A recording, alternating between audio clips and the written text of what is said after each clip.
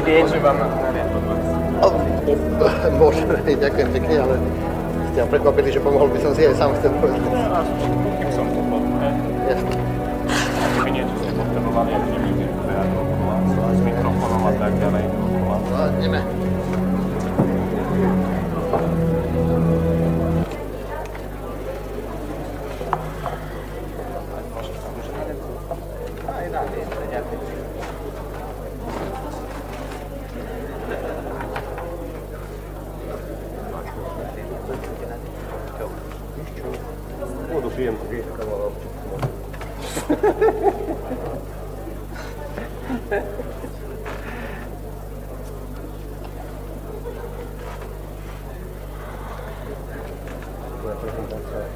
Už je tam.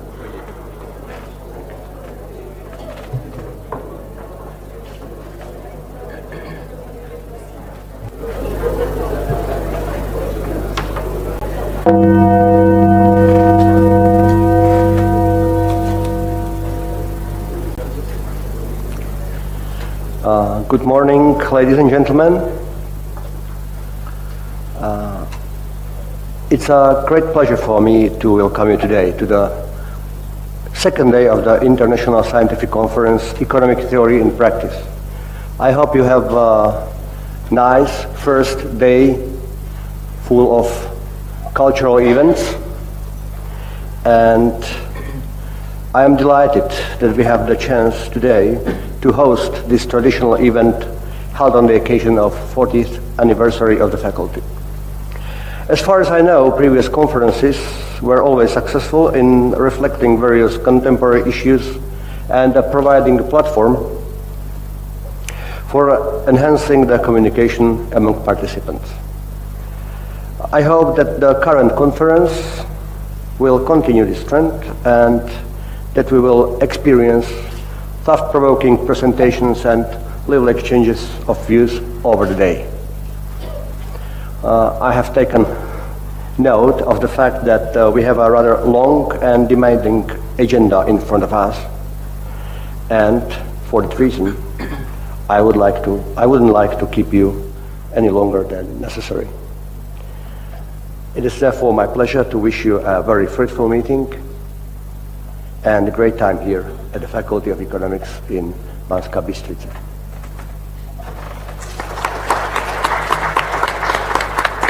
As usually for the keynote speeches, we invite our graduates to share their experience. Therefore, I would like to welcome Mr. Membere Vorki Tirune from the Faculty of National Economy and from the Slovak Academy of Science, and he will share his experience on the topic of estimating the optimal growth, maximizing public debt threshold with introduction terms. So, please, Membere, the floor is yours.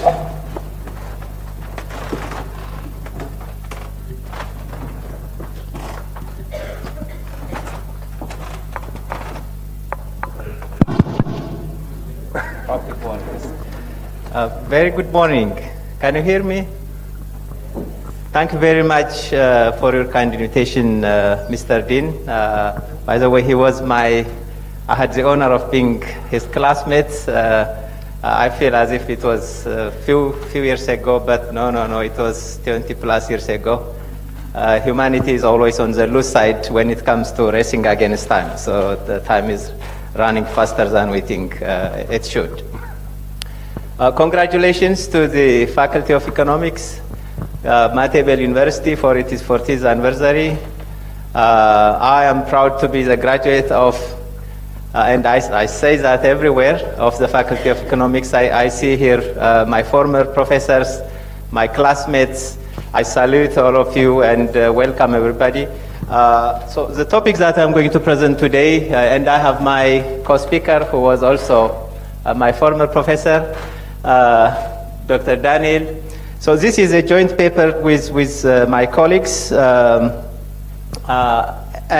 as you can see, the topic is about determining the optimal size of public debt.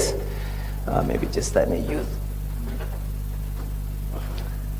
And this is a roadmap of how I'm going to proceed with my presentation. A little bit of motivation about why this topic is interesting maybe for some of you, a bit of literature review, the model itself, what data source we used, our econometric model, results, preliminary results. This is work in progress, so this is not a paper which has already been published, so any comment, any feedback is welcome. So we do have also a lot of uncertainties about the paper, so don't worry about asking questions or disputing our results. That's perfectly fine. And there's a little bit of policy implications about the paper. So motivation, I guess I shouldn't convince you that this has been one of the topics that have been discussed in Europe for the past maybe decade. It used to be, if you go back to history, in the 80s, 90s, the debt crisis was predominantly the issue of developing countries, not that much of advanced economies. But what we have today is sort of a paradigm shift where richer economies are actually borrowing from poorer economies. Richer economies such as the United States borrowing from, I think, a much poorer country, which is China, right? And other countries from the Middle East. So this is a sort of a paradigm shift where richer economies paradoxically borrowing money from poorer economies. And that is a reflection of their mismanagement in terms of public finance. Okay, and the second motivation is we do have the Maastricht Criteria, which basically sets the public debt to GDP ratio at 60%. Obviously, as you all know, I know some of the colleagues are also doing some research around this stuff, that this number, this miraculous number, did not come from any optimization, so it was more or less something which is an arbitrary figure. And there are a lot of empirical works, particularly that of Rogoff and Reinhardt in 2010, who came up with this miraculous 90% public debt to GDP ratio as a sort of a threshold value, which is if countries' debt to GDP ratio exceed 90% of debt to GDP ratio, then growth would start to decline. And that was taken by, I would say, by all policymakers as a sort of a benchmark without any proper empirical evidence. And there are obviously a lot of articles that have been published in that area, both in terms of proving but also disputing this threshold value. And basically that is something. Now, what do we do in this study? Basically what we are doing here is we are disputing the 60% debt to GDP ratio set by the Maastricht Criteria because what we believe is that each country has a different debt absorption capacity as well as debt management capacity. So there must be some cross-country heterogeneity in terms of both debt accumulation and debt management and so on and so forth. So we did basically try to create some interaction terms to allow for country-specific threshold values. As I said, this is our first shot. This is basically our first result. So we do still have some doubts. So if you would help us with your comments, we'd be very happy to look at them. So our preliminary results seem to suggest that public threshold value could differ across countries if we use different interaction terms. But the possible limitation, I think the clear limitation of our approach is that there is no theory, there are no theories that support which variables should be taken into our model and serve as interaction terms, right? So in a way, there is some arbitrary choice of variables, but we did try to support our interaction terms with some previous empirical studies, right? That is the only option we have at this point. Nonetheless, our results seem to suggest that homogeneous threshold value in public debt might well be misleading, and this is something which we are trying to figure out. Now, very briefly, I think this is a common sense, but why do countries borrow both overseas and at home in the first place? There are a lot of incentives. The first one is what we all know, the saving investment gap, which comes basically from the balance of payment disequilibrium, and countries then need to finance their disequilibrium by just taking in debt both from the rest of the world and also from the domestic economy. And the second one, which applies more to developing countries, is foreign exchange constraints, which is, well, some countries have higher level of savings. Domestic savings are only necessary but not sufficient conditions to basically facilitate the necessary amount of resources. And the return argument, obviously, from the supply side, why are countries offering loans to other countries? Well, because of the idea of rate of return, which is money that is borrowed to the rest of the world may have higher marginal productivity as opposed to keeping the money at home. Of course, there are some other perspectives. If you think of the work of Elmendorf and Mankiw, who basically assume if governments increase spending by just holding expenditure constant and decreasing taxes, then that, in this Keynesian setup, that may boost savings and of course, increase economic growth in the long run because of the sticky wages, the sticky prices that comes up in the Keynesian model that we all know. But in the long run, the model starts to take in a neoclassical version where we have flexible prices and flexible wages, and that would then become more helpful. So what is the consensus? It is not the size of debt, but it is the sustainability that matters more. I think this is what we know. And I found two nice citations to make the case. The first one is, a little debt makes a debtor, but a greater one an enemy. And the second one is comes from Keynes. If I owe you £1, I have a problem, but if I owe you $1 million, the problem is yours. Okay, clearly, I'm going to default on my debt, and the risk is going to get transferred to. Now, why would debt turn harmful?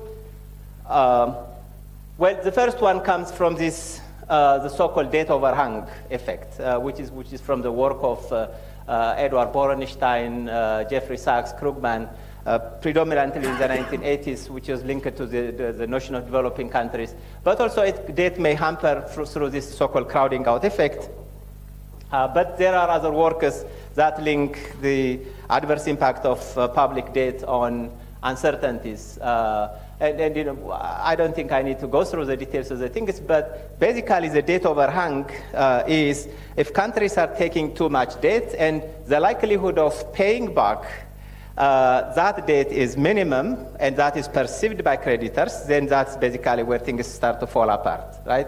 And if countries are carrying too much debt, they come to the point of resignation because much of what they are producing is going to be as if eaten up by creditors, and less would be invested into the domestic economy. So high external debt may lead to disincentive, basically, to invest, and that may then slow down economic growth. And there are some other workers that support pretty much that idea. So this is essentially what we are trying to figure out here.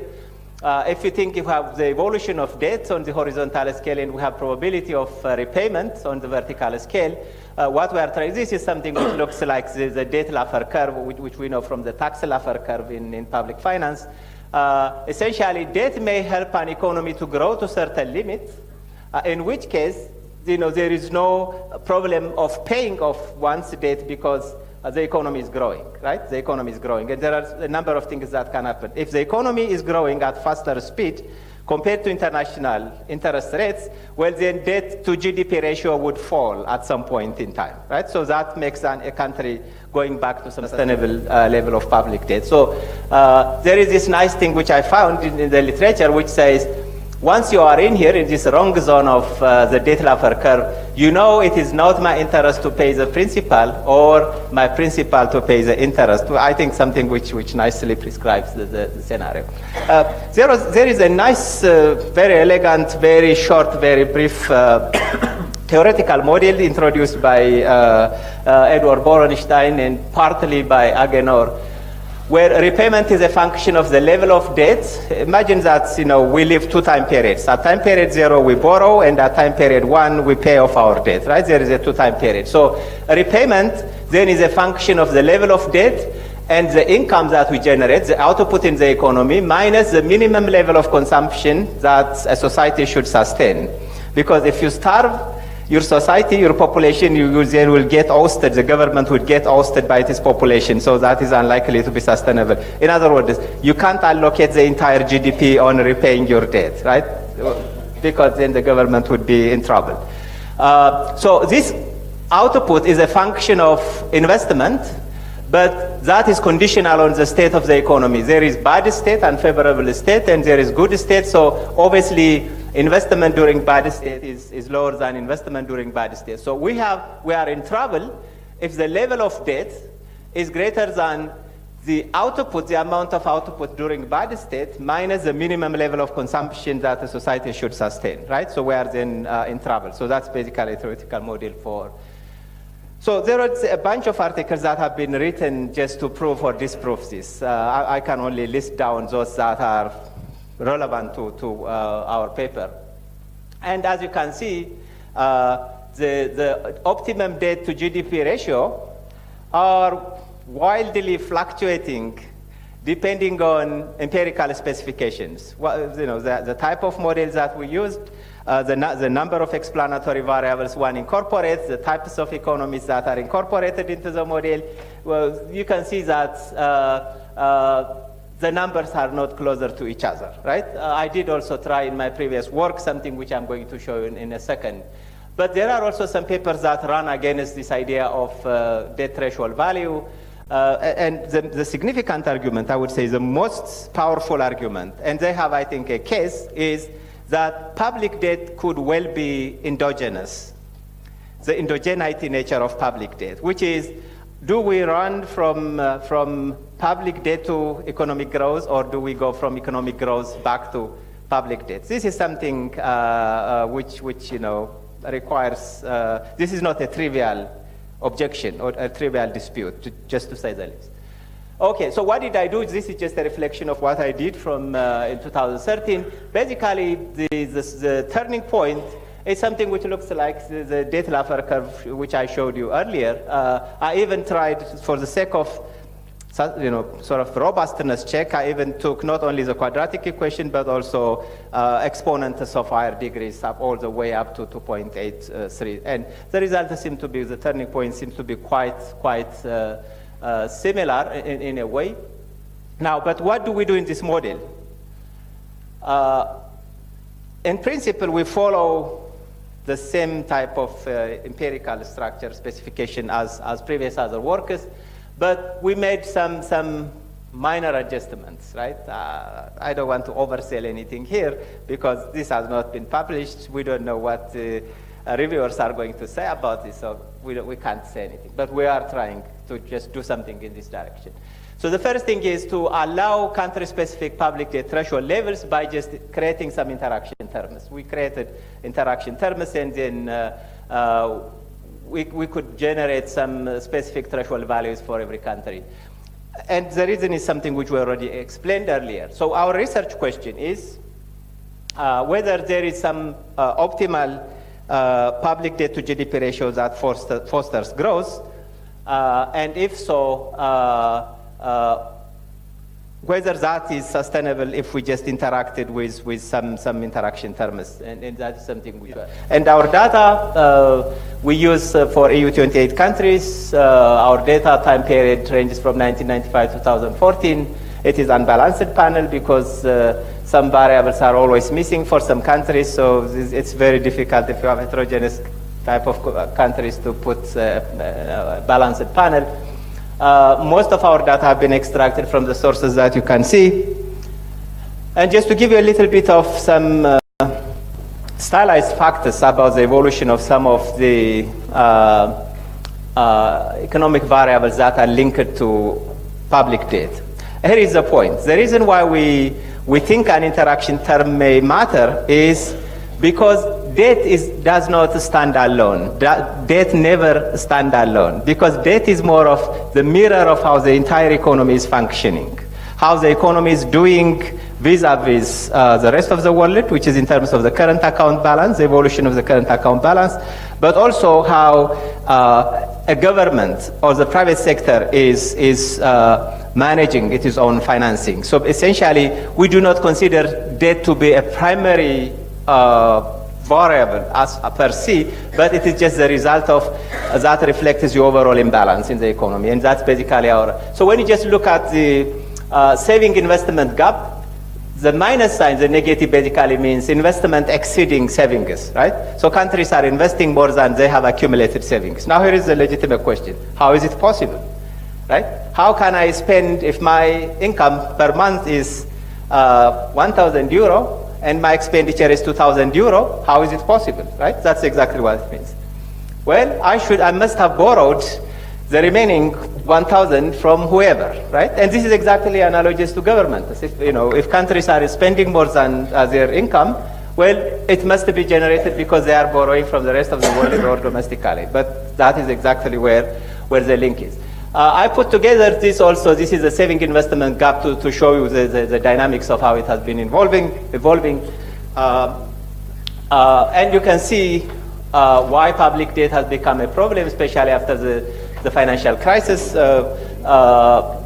And when you just look at, if you just keep 2007 as 100, you can see the change after the financial crisis. And something which is pretty much neglected by research, empirical research in particular, is the private sector, the size of private debt,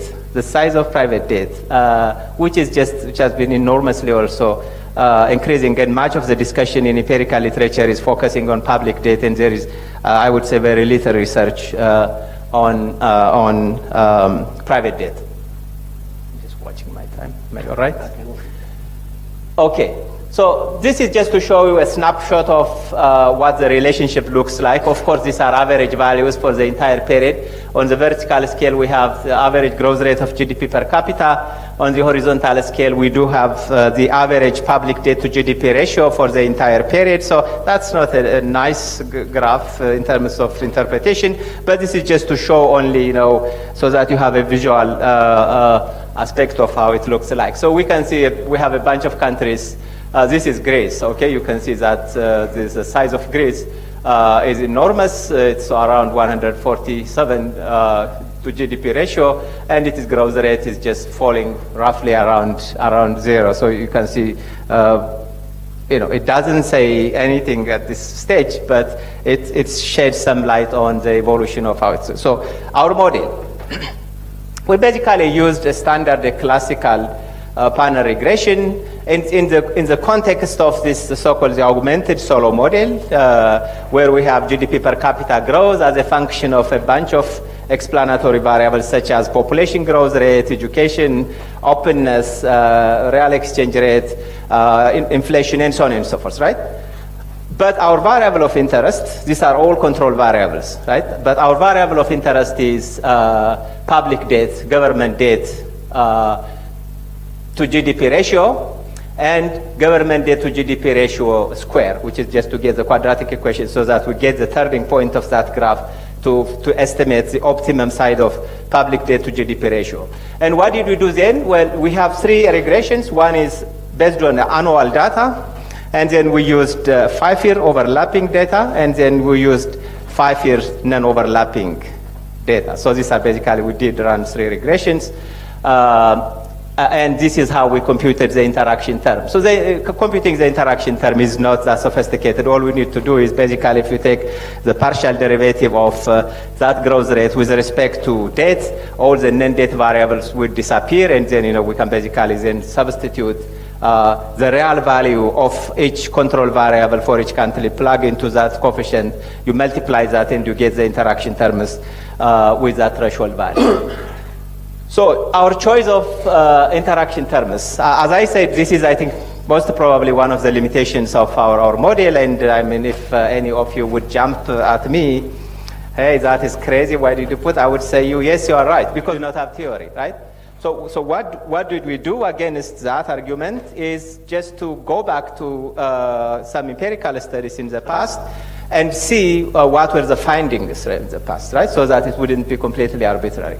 And the second reason why we choose those variables is because of what I mentioned already, and that is debt is predominantly a function of how the entire economy is working.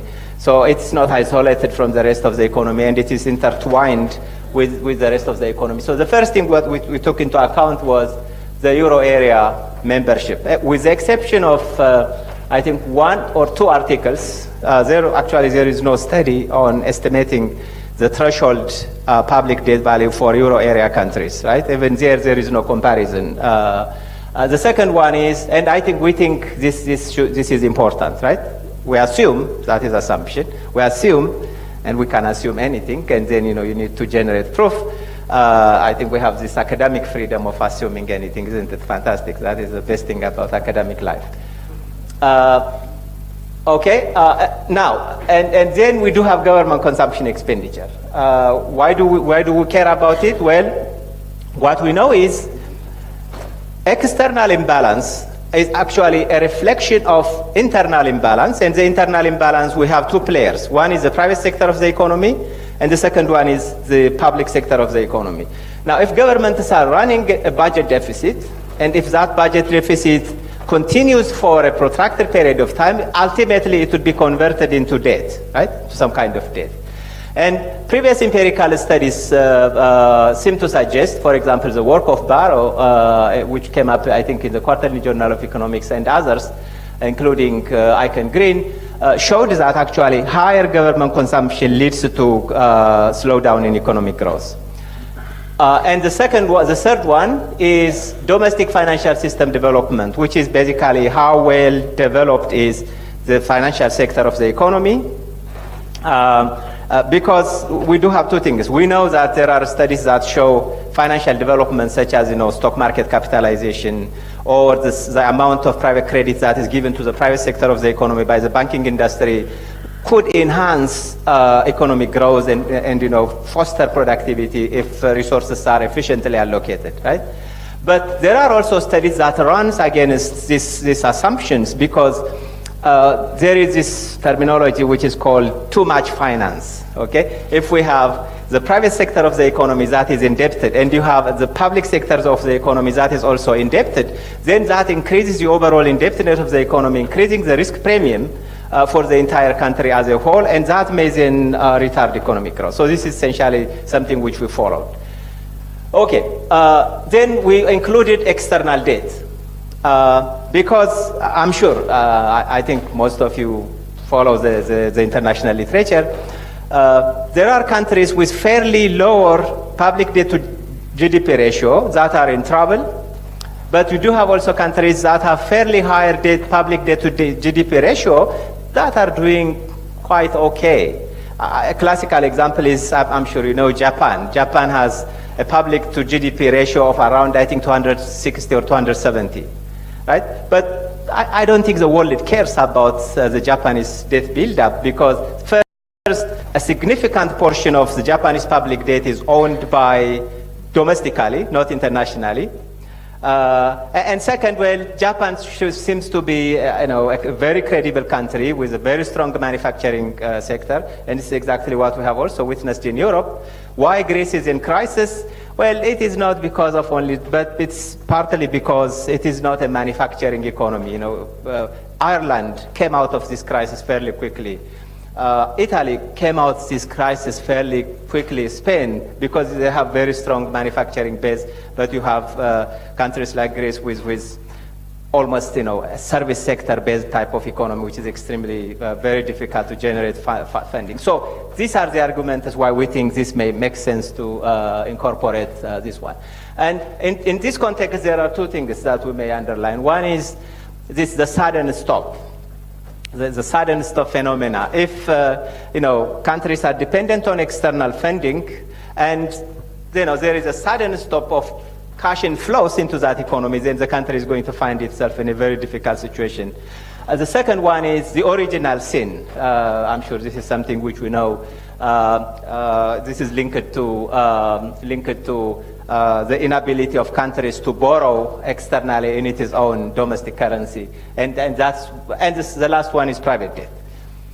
Okay, to our results. I had to remove a bunch of control variables so that you can see, because otherwise it would be extremely messy, right? We are controlling, for example, for normality test, we are controlling for heteroscedasticity, we are also estimating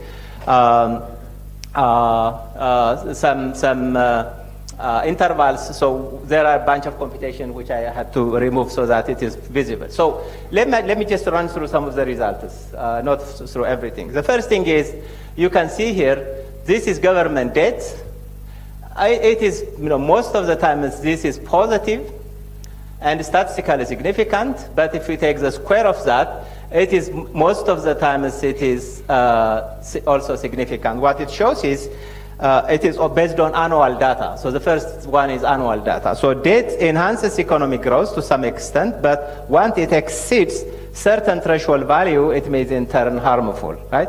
Now, what we estimated also is, well, how much is that too much, right? How much is that too much? So we computed basically the turning point is here. This is basically at or roughly 70% of public debt to GDP ratio, and this is specification around 80% of debt to GDP ratio, right? Then what did we do? Well, we created those interaction terms. The first one is government consumption. As you can see, government consumption has a negative impact on economic growth. Then we incorporated interest rates. We incorporated then foreign debts. As you can see, we took even the foreign debt per annum, but also foreign debts interacting it with government debt. And with that, we got this turning point. So this is basically, these are our estimates based on the turning point. So basically, remember what the Maastricht Criteria seems to suggest is at 60% for all countries. But what we are trying to do here is, if we use some economic variables that are intertwined with public debt, then I'm fairly right about time. I will just make sure I will get done. Okay.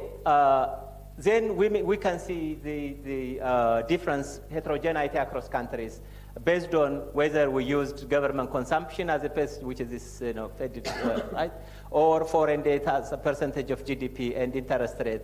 So depending on the additional interaction terms that we incorporated into the model, we get different threshold values for different countries.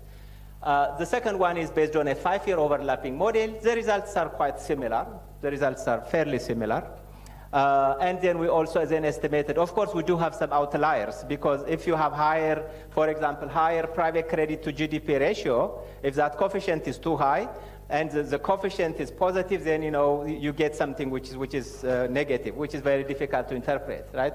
Well, that is the risk of these interaction terms, but still they fairly show some kind of. And the last thing that we did was with 5-year non-overlapping model, and with that model we did not estimate the turning points because some of the explanatory variables were not in line with what we'd expect. So what is the conclusion of paper? Basically, just the summary of our paper is that we estimate this unbalanced data with country and time-specific shocks. Remember, we are also controlling for country-specific shocks and time-specific shocks in this model that are time invariant. Basically, we have constant slopes across countries because each country is different apart from the control variables that we have incorporated. Each time period has its own headache, so we are controlling for time-specific shocks so that we don't care about the evolution of time, but we focus on the variables themselves. Okay, I think I basically summarized the results. So essentially, our results run against this idea of 60% debt to GDP ratio, which is a kind of policy of one size fits for all type of policy, which everybody is, has difficult time to interpret that data. But this is just, a work in progress thing to come up with some optimum value, right? So we are not claiming to come up with something genius, but we are trying just to contribute marginally if this would somehow remove, some on a molecule basis, some portion of the ignorance that we have, that we will be very happy. If not, we'll just work on, continue working on this. So what are the policy implications? Well, obviously, don't borrow excessively if there are no good reasons. I think I found this a humorist who once apparently said, never run into debt, not if you can find anything else to run into. If you borrow, then make productive investments. There is nothing else that you can do. If we borrow money, it must be for good reasons. And if we don't do this, then basically repayment would be very difficult, and that increases the probability of default. And obviously then ultimately this will lead to radical and extremely painful policy adjustments with all the ramifications that we saw in various countries. Okay, finally, this will be my last sentence. I would like to once again congratulate the Faculty of Economics and the University, Maastricht University, for all what you have achieved so far, and I wish you in the coming decades and maybe centuries to advance first-class education and first-class research. And I would like to thank all of you, all my former professors, my former classmates, for your support. Slovakia has made enormous progress. I have been growing in this country for the last 27 years. I'm one of the star witnesses of how Slovakia got transformed from the spirit of the federation all the way to joining OECD in 1998, 2004 EU, 2009 EMU. And I feel to be honored for being the citizen of Slovakia, and I really I'm looking forward to meet some of you personally. So thank you very much.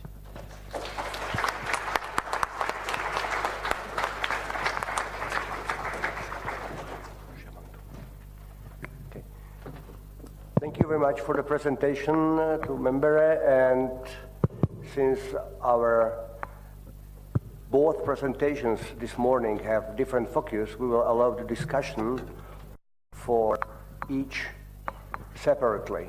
So now, ladies and gentlemen, it's time for questions, discussion.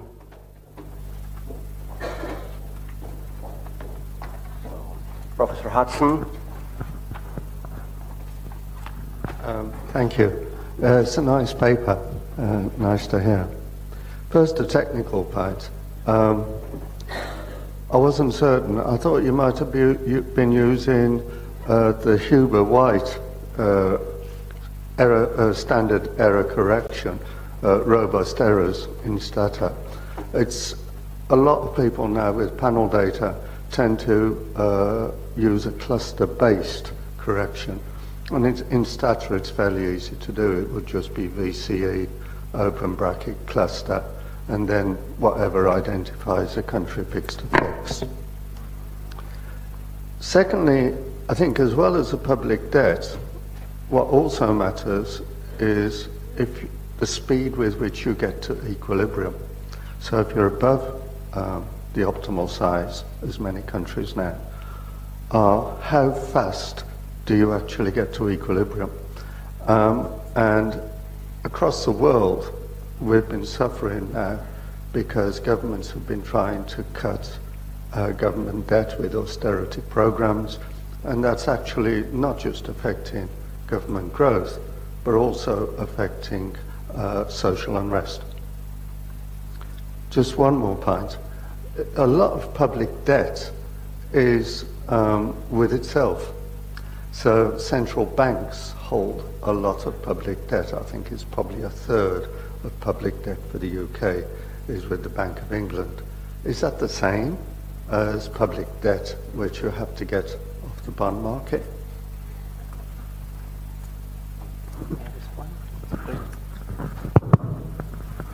Thank you, Professor Hudson. John, thank you for, as always, your smart reflections on this topic. First, we checked the robustness. I was not able to present it, as I said, because of space constraint, but we have taken care of that. That has been taken care of. Second one, yes, you are absolutely right. I mean, this is exactly the speed at which, countries got accumulated and how fast they got back to equilibrium. That is absolutely also right. Now, in terms of this debate, as you know, at the start of or in response to the financial crisis, there were two approaches, as you said it rightly, and as you know it very well. One was, sort of the austerity approach, but the second one was rather, the stimulus approach, which has let us basically, increase public spending so that we stimulate economic growth. the German kind of version was the austerity. Let us scale down our expenditure so that we get back to equilibrium. And the more quickly we get back to equilibrium, the sooner we get rid of all these imbalances which comes everywhere.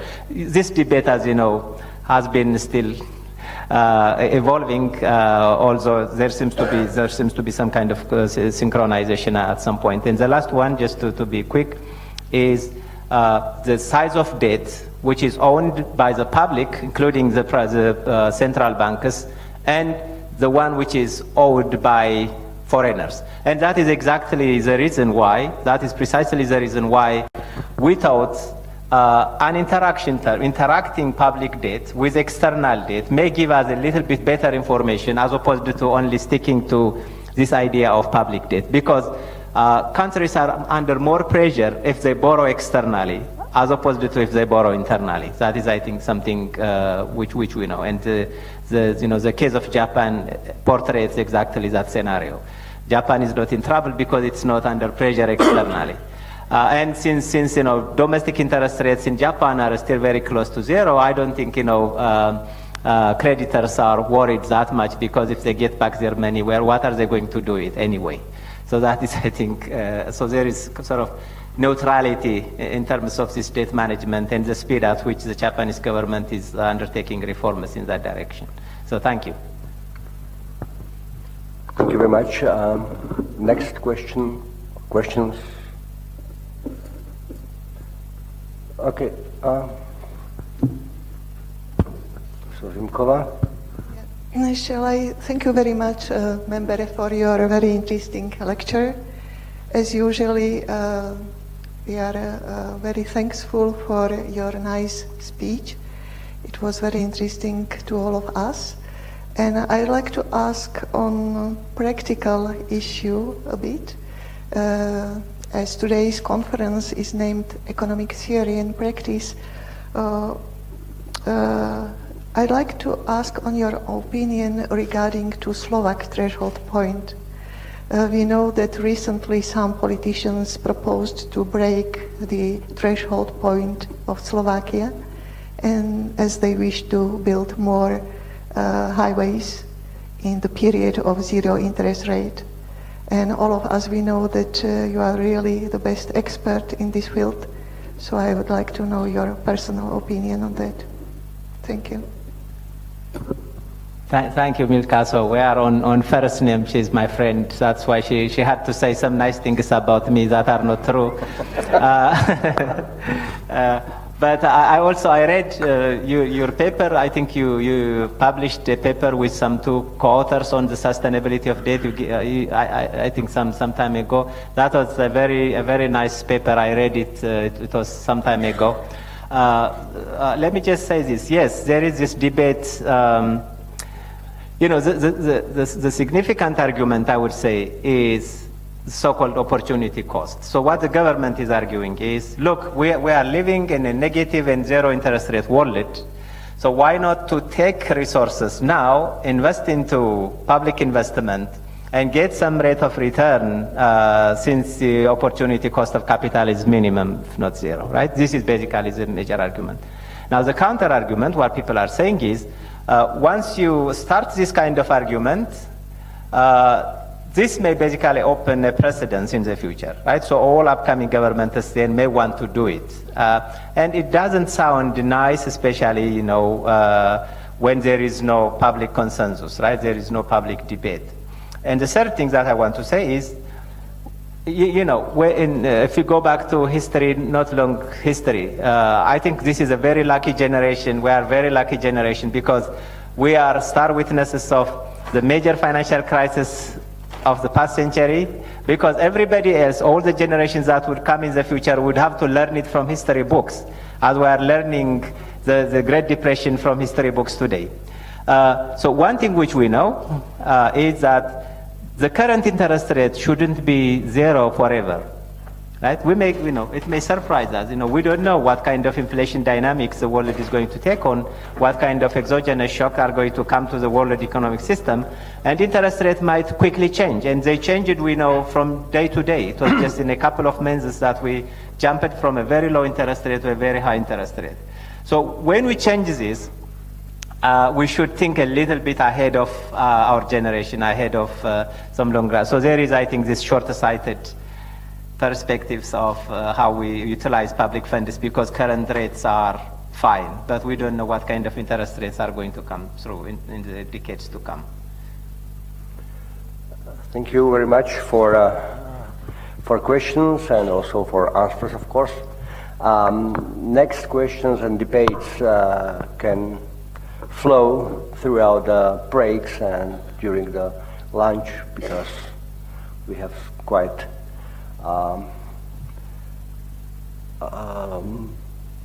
nice time schedule now so far. And now I would like to ask Peter Daniel, our graduate from our faculty, to present his paper on financial shared service centers impacting content financial education in Slovak universities. Okay, it's working, yes. Okay, so good morning, everyone. Again, the same as member has said before. So also I want to say many thanks to all of you, specifically to Dean of the Faculty and to all the faculty and the university for inviting me for this important event and this important celebration for the whole university and the whole Faculty of Economics. So congratulations again.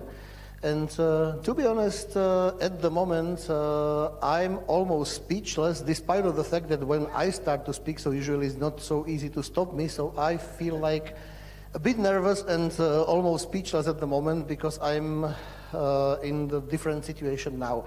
About 50% of the people in this room are in 3 different positions, either my former colleagues, or my former teachers, or my former students. So, because I was working for 12 years in this faculty, so to have this mixture of people here is not easy for me, but I will try to make it. And the second reason why I'm almost speechless and nervous is that I'm starting my presentation after the presentation of Membere, which gives me some feeling that I'm not sure if I'm economist or not, because I have no equations for you. It's not about macroeconomic situation, it's totally different.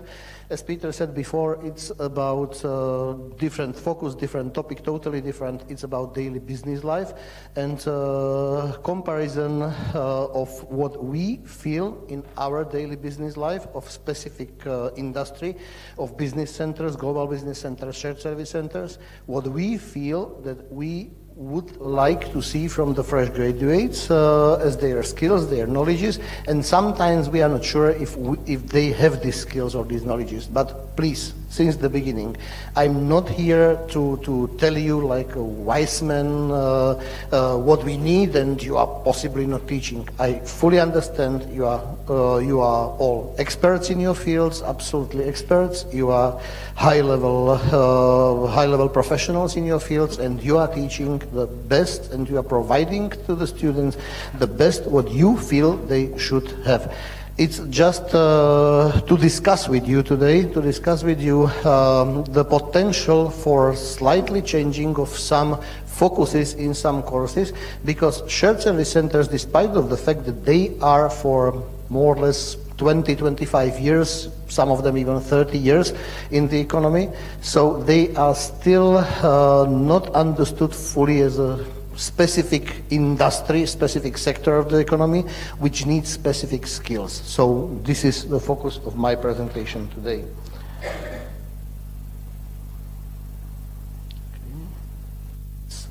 Okay, so 4 different topics. First, generally, to say something about global business services or shared service centers, however you want to call it, why they can be advantages, why not, and why specifically in Slovakia or in Central and Eastern Europe generally, not only in Slovakia. The second point will be about economic power of global business services sector in Slovakia. What is the employment rate or employment generally in Slovakia, how many business centers we have, what economic power they have in Slovakia and in Central and Eastern Europe. Then something about new topic in Slovakia when we see the first governmental supportive actions which were not seen for more than 25 years for global business centers here, despite of the fact that Slovak government is in different ways supporting foreign investment. So for this specific sector of global business services, we didn't see any kind of support for more than 25 years. Now government started to understand what kind of economic power it is and why we need to stabilize them in Slovakia. And the last point, but let's say the main point of this discussion with you today will be about what kind of knowledge global business services are expecting from fresh graduates. First, global business services. Why they exist, why yes, why not, how it all happened, and what is the potential future. I don't want to start really from the deep economic theory, starting from Adam Smith and division of labor and specialization of labor. So let's go only to the real existence of very specialized labor and division of labor in the practical economy of global businesses. Let's start with 1970s. So in 1970s, the consultants in the companies, consultants in corporations basically recommended just the opposite trend than we see now. So they were recommending mostly either decentralization or outsourcing. Decentralization or outsourcing because first, if companies decentralize their activities, so all the activities would be closer to the customer, closer to the place where they are provided, where they are operated, where companies operate, and this means they will be closer to understanding of all the details of needs of customers, of governments, of all the stakeholders, and so on and so on. So these were 1970s. If not decentralization, so then the second stream which was recommended at that time was outsourcing. Outsource non-core activities from the companies, to outsource them to third-party companies and to be oriented or focused only to the main business, to the core activities of companies. In 1980s, the decentralization in many global corporations, basically based on the trend of strong globalization, decentralization started to reach its limits. Limit of decentralization was the fact that there were no economies of scale, or let's say there was a lack of economies of scale. So in small scale economies, in small scale companies, it would work perfectly. But for in globalization trend, in globalization of the world economy, the trend to decentralization really very soon reached its limits, and a lack of economies of scale was seen in rising of the costs of companies and not reaching the revenue level which they were expecting, which shareholders were expecting. So then in 1990s, the establishment of global business centers or shared service centers, however you want to call it, was starting to be really a general trend. So first shared service centers occurred in global companies in 1980s, and then in 1990s it started to be a general trend. What this shared service center generally means? Shared service center means centralization of some financial activities or other activities, not only finance activities, also IT activities, human resource activities, customer care activities, in one or several places around the world, to centralize them, but not only simply centralize, because if you centralize something, so normally you centralize under corporate level. So there is a corporate level, and then there are regions and branches and country level of businesses. And if you simply centralize, so then you centralize in corporate level. So let's say the corporate level, the headquarters of the company establish some, I don't know what, accounting and finance centralized center, okay, and they manage everything in accounting and finance from the central place in headquarters. This is not the way how shared service centers were working. The shared service centers were a specific way of centralization and still are specific way of centralization, specific method of centralization of finance, customer care, IT, whatever.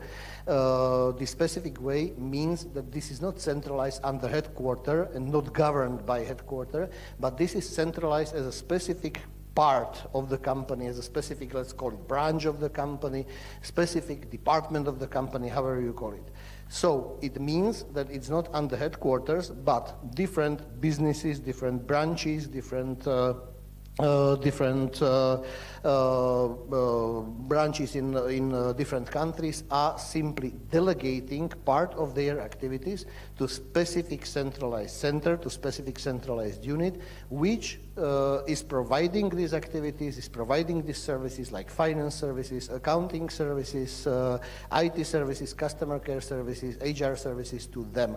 And they are paying for this, okay? Because if you centralize simply on headquarters level, so then you are not paying to headquarters. If a company decides to have one global accounting department which will be managing all the accounting activities in the world, so normally branches in the world, branches of this company in the world are not paying to headquarters to provide these activities. But if you, out of headquarters, establish the specific department, specific unit, specific organizational unit, which is called shared service center, so then different branches of the same group, of the same company around the world, they are paying for these services to shared service center, so they are internal customers to shared service center. They will be never internal customers of headquarters, but they are internal customers of shared service centers, which means they are paying for these services, and shared service center is provider of these services to them. And this is very different of standard centralization under headquarters. So, why companies needed to centralize some activities in shared service centers? First, they wanted to have transactional activities under control. This was, for instance, the case of IBM. Okay, so IBM in 1980s, basically end of 1980s, was in really big financial problems. Almost reaching the level of Chapter 11, which is reorganization type of bankruptcy in the United States. So they were almost reaching this level because not having the things under control, not having daily transactions under control. Because simply if the company grows in the way like IBM was growing at that time, so this quick growth of the company simply meant that they started to have not all the transactions under full control because this number of branches which they had around the world and this number of different companies which they acquired around the world with different processes, different level of financial controls, different level of SOX controls, and so on and so on.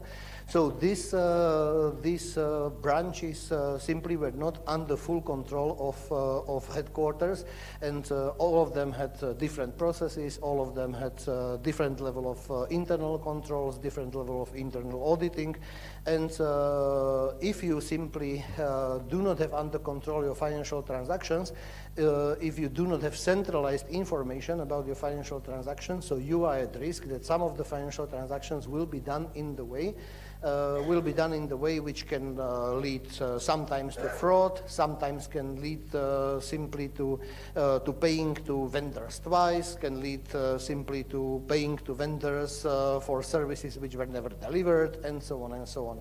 So companies wanted to have the things under full control, but not by centralizing them under headquarters, but by centralizing them in specific organizational units. Then the second was second reason was to achieve economies of scale.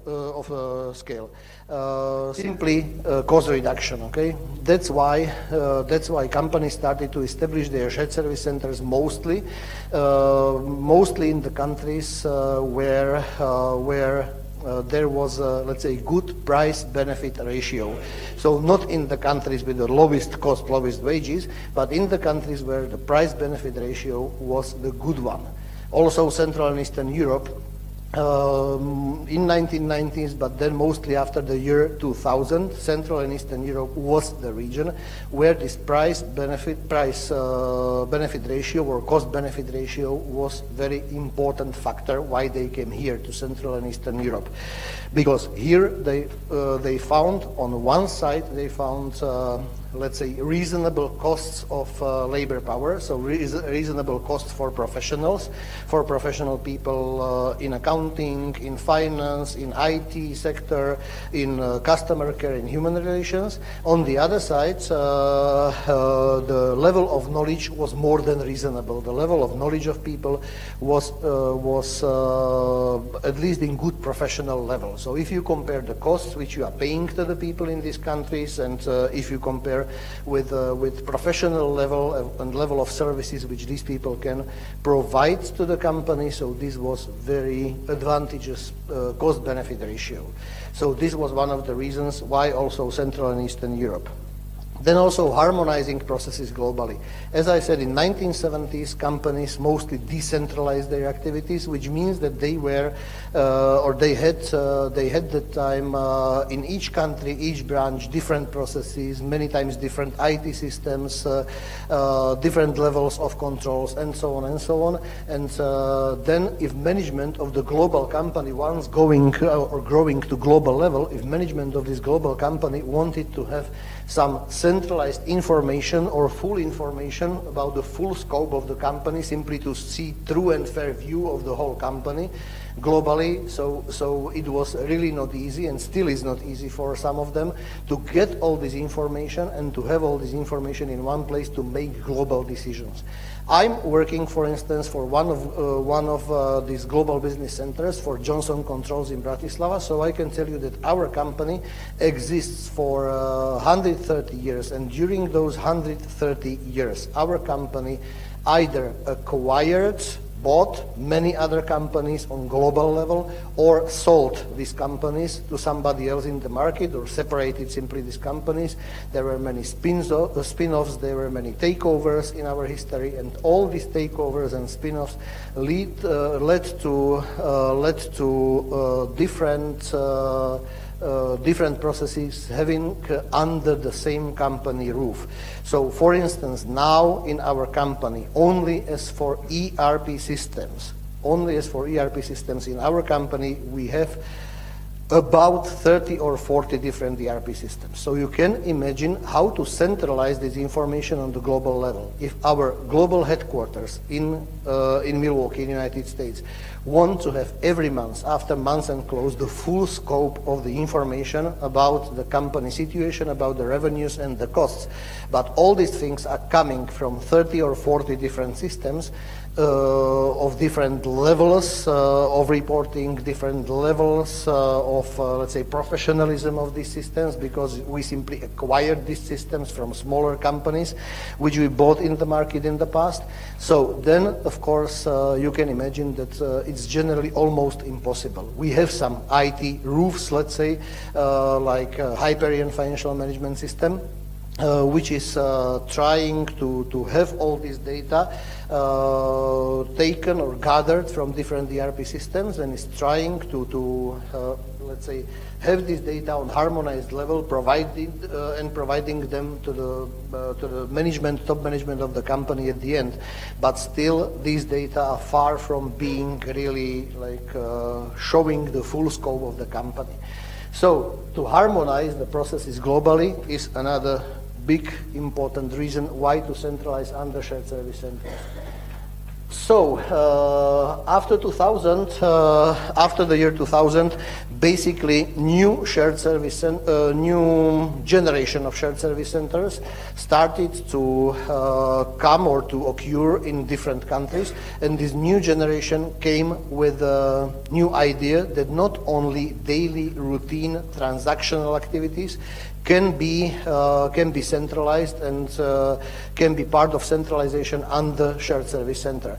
But new generation of shared service centers after the year 2000 showed really that also so-called value-added activities or high value-added activities, like for instance treasury, but also legal operations and so on, can be centralized under shared service center, can have the harmonized process, harmonized IT support, and this way also to bring economies of scale to the company. So new generations of shared services after the year 2000 started to be multifunctional, not only IT, not only finance, not only customer care, but mixture of all these services, and going from low level of daily transactional and operational services to really services with high value added. For instance, in our company, however, we are mostly in Bratislava, we are mostly a financial shared service center, so still we have these value-added activities like, for instance, controlling. So controlling, financial planning, financial analysis is almost fully centralized now under Bratislava Global Business Center of Johnson Controls.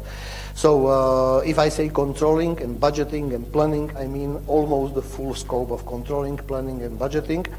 It means that some few people, let's say, stayed in the country level still to do some budgets or planning for the small projects. But in most of European countries, we have maximum one finance person, in some countries non-finance person, in our branches in different countries. Even in big countries like France, Spain, Italy, we have one, and in one of these countries which I named, we have two people who are working in finance. Everything else is fully centralized in Bratislava, all financial activities.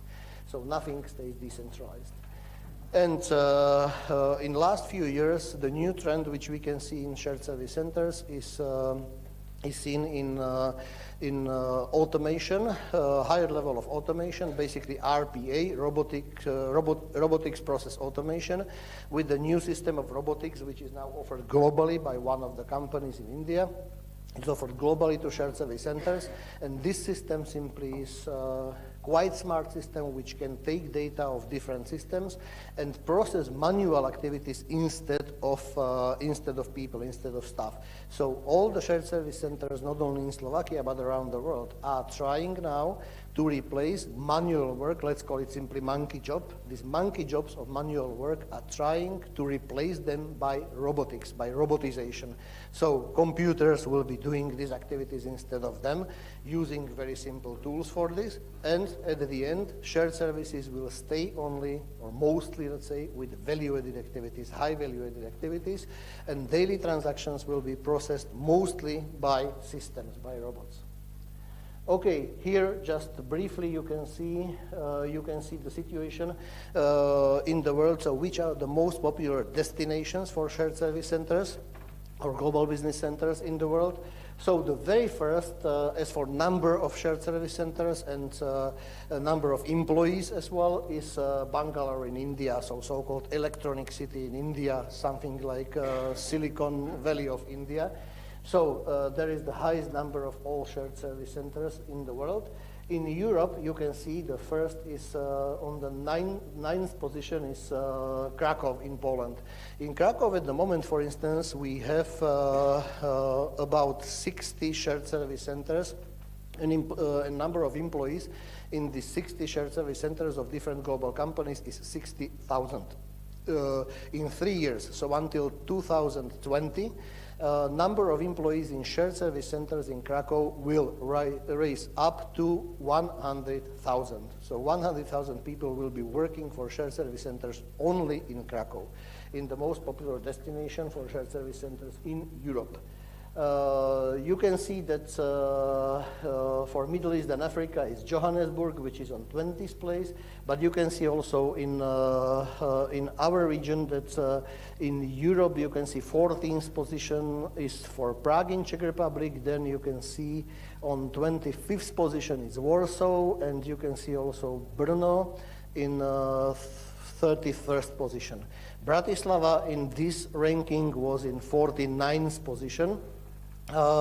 Which seems not to be so favorable, but still, you will see in a moment how many shared services we have now in Bratislava, what is the rate of expected growth during next few years, and how many people are now working for shared service centers in Bratislava. So why also Slovakia? As I already said in the beginning, there is a good cost-benefit ratio.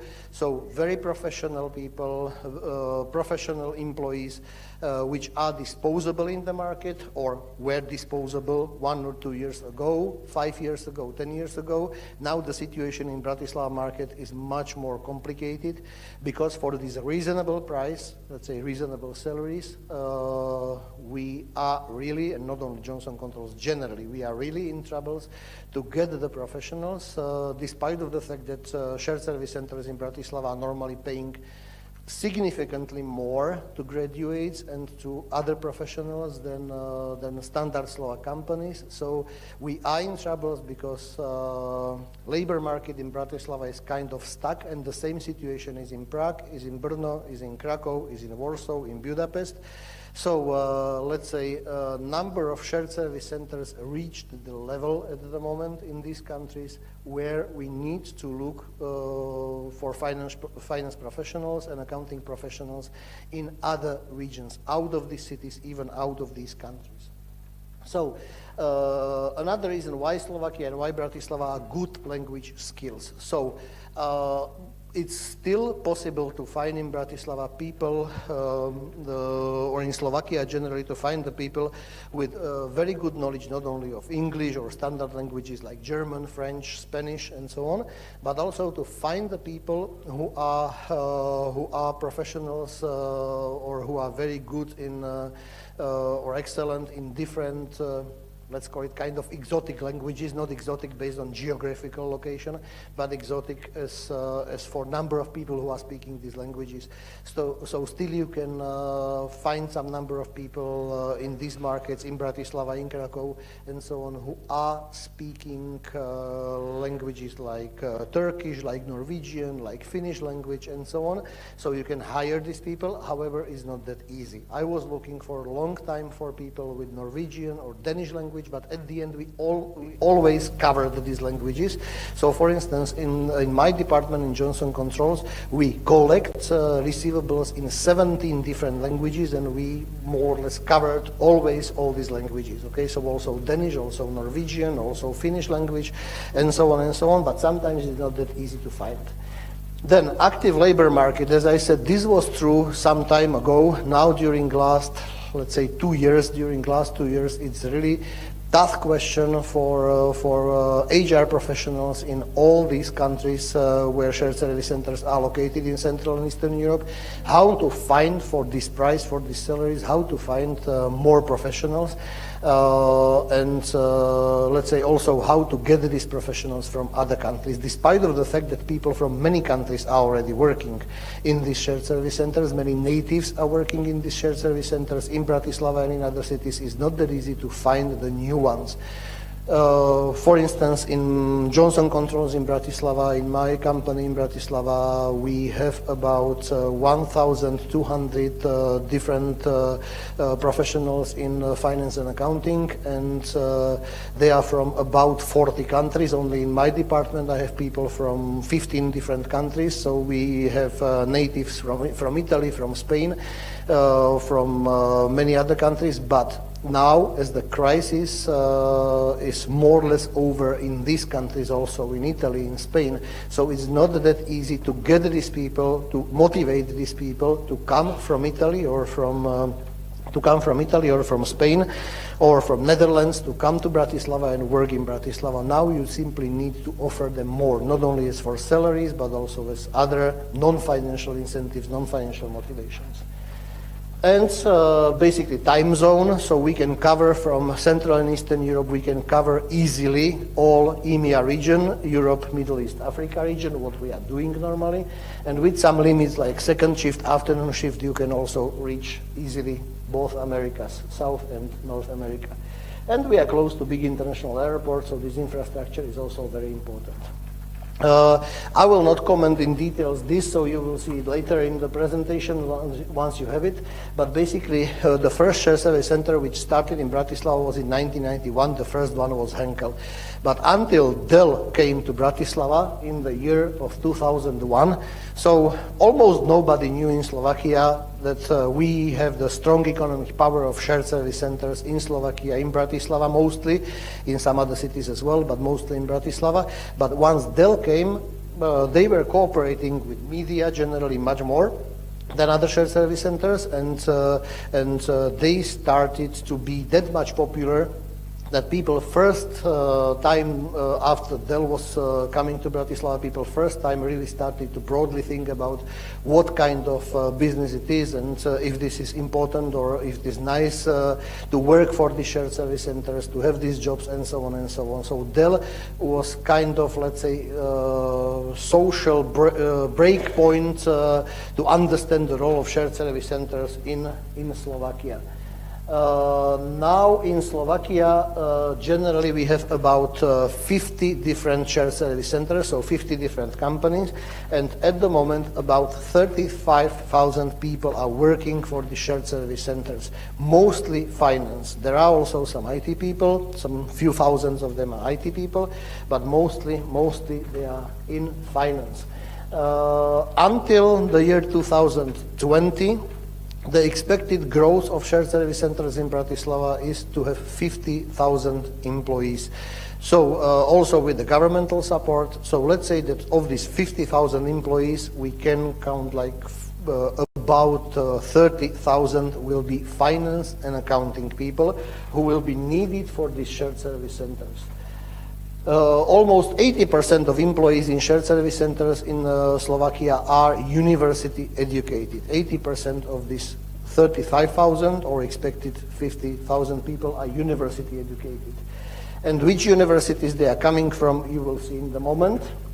And this is mostly the job for young people. So average age is slightly above 30 years at the moment. So many of these employees are far under 30 years of their age.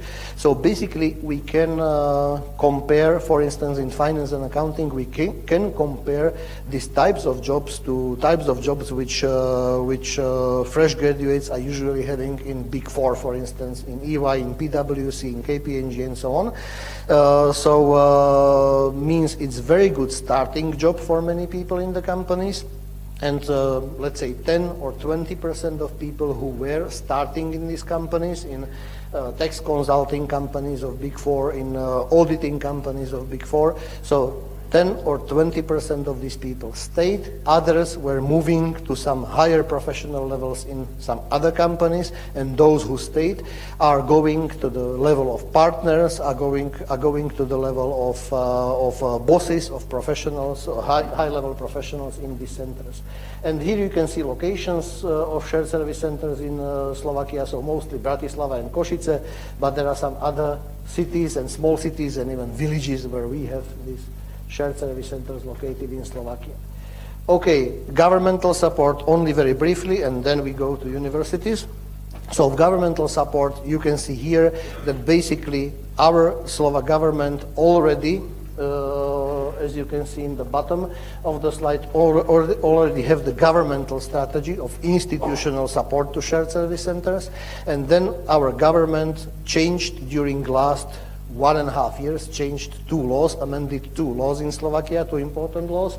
One of them is law on investment support, based on which there was a new definition of so-called strategic shared services center, or strategic center of providing services to the companies, and what was established was list of these companies, initially with 18 companies, now 23 companies are in this list, and companies which are in this list can have more easily foreigners working for them. So law on foreigners permit to stay was also changed, and basically for this, who wants to work for the shared service center, if they are in the list which was mentioned above, so if they are in the list of the strategic centers, so the time limit for obtaining the permit to stay for non-European countries, non-EU countries, is shorter. So now it's 90 days maximum. And now, going to the universities. So, current standard of the university education in different topics which are named here, you definitely know. You are here, you know better than me. But what I need to say is that specifically in corporate finance, education is more oriented to decentralized finance than to methods of centralization. Then generally, to summarize all these bullet points in corporate finance education, so education is oriented mostly to, let's say, high-level financial decisions. Example, mergers and acquisitions, for instance, okay? How many people who will be graduates and are graduates of this university, of this faculty, how many of these people next 3 years, 4 years, 5 years, some of them even 10 years after their graduation will make a decision about pan-European level or even global level merger, if this merger should be done or not should be done, or how it should be done, okay? So go or no-go decision to decide, go for this merger, not to go for this merger. 10 years after graduation, many of them will. Why not, okay?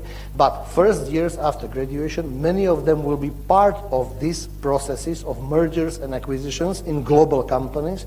So more important than to tell to these people how to decide is to go or not to go to merger decision or acquisition decision on global level, on European level. Of course, they need to know this as well, briefly at least, but more important in mergers and acquisitions topic will be definitely to tell them how to integrate processes of these two companies, okay? So once somebody else on very top level of the company decides to go for merger of two big global companies, so people who will be graduates after 2, 3, 4, 5 years of the after the university, so what they need really to know is how to integrate the processes, how to integrate two different cultures, for instance, of two globally merged companies, okay? How to do standardization of processes of these two companies, how to merge them simply together on lower levels, okay? In accounting education, what at the moment is offered in the most of Slovak universities, I'm not speaking only about Faculty of Economics here, what we see in the graduates level, graduates who are trying to get jobs in our company, so what we see is that, let's say, most of them are oriented to Slovak accounting level or to Slovak accounting detailed knowledge, which is fine for many companies, of course, I fully understand, but not for all the companies. And on the other side, some of faculties, like for instance, also Faculty of Economics here in Banskej Bystrici, there is a very high orientation to international accounting, which is perfect on one side, okay, but it's mostly oriented to IFRS standards, so not that much to US GAAP, for instance, okay? But if we speak about these 30,000 of people in accounting who will be working in shared service centers in Slovakia, so let's say 95% of them fully are working on the scope of US GAAP or UK GAAP, mostly US GAAP. And knowledge of people about US GAAP comparing to IFRS is very, very limited. They usually know a lot about Slovak accounting, they usually know a lot about international financial reporting standards, but knowledge about US GAAP is quite limited, still quite limited. And this is something what we need. And standard education in other courses, for instance, communication, project management, IT, and so on. So here we can see that people who are coming as fresh graduates from different universities. So as for communication, many of them have quite good presentation skills, but communication skills specifically as for negotiation with counterparts, negotiation with internal customers, external customers is also quite limited.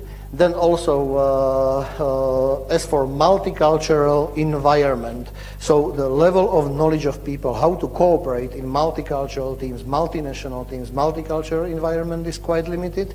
And this is somehow closely related also to project management.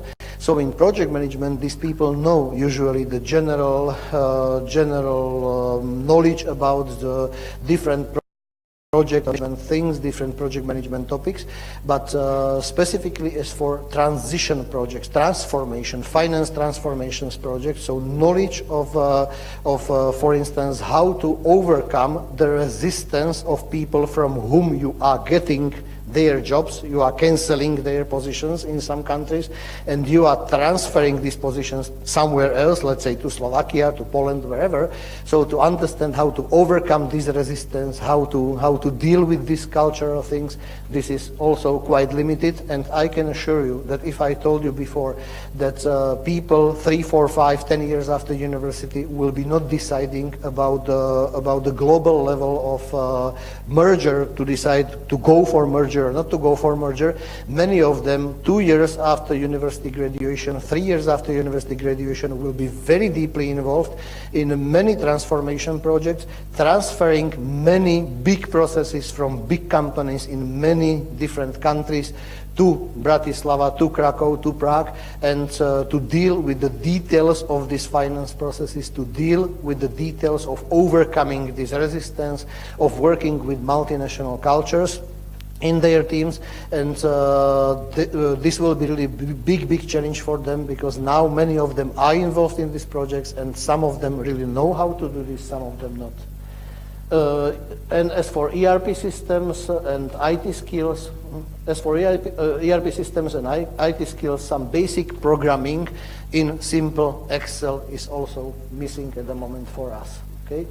So here you can see, I'm not going through this, here you can see only which are the basic positions in shared service centers in Slovakia, which languages are usually spoken and needed for these shared services, and structure of graduates. So you can see that despite of the fact that we need about 30,000 of people who are accounting and finance professionals, so only 36% of them have economic and business background. Many of them have language background, because we need languages. But what we want to reach in the future is to hire professionals from universities like this, from faculties like this one, to hire professionals which are high professionals in accounting, in finance, but they also have the professional knowledge of one of the languages which we need, and this is what we are lacking at the moment. And here you can see 12 different things what we would need from the universities, from the fresh graduates level. Some of them I already mentioned in details, like higher knowledge of US GAAP, then verbal and written communication skills in 2 or 3 foreign languages, except of English, okay? So let's say 1 or 2 except of English, okay? Because English is absolutely a must, like 100% must. Then to know how to work in different ERP systems. I do not mean like you should give them the detailed information about the ERP system, different ERP systems. But what we would expect, that they would be quite flexible. So if they have the knowledge from the university how to work with SAP, with SAP, so they should be also quite flexible. And if you give them 10 or 20 other ERP systems, they will be quite flexible and quickly learning these new ERP systems, and will be able to work with them. Then also practical level of programming in Excel, so specifically macros, because this is kind of level of small automation in these shared service centers, like how to deal with small replacements of small manual work for them, and this is highly used at the moment in shared service centers.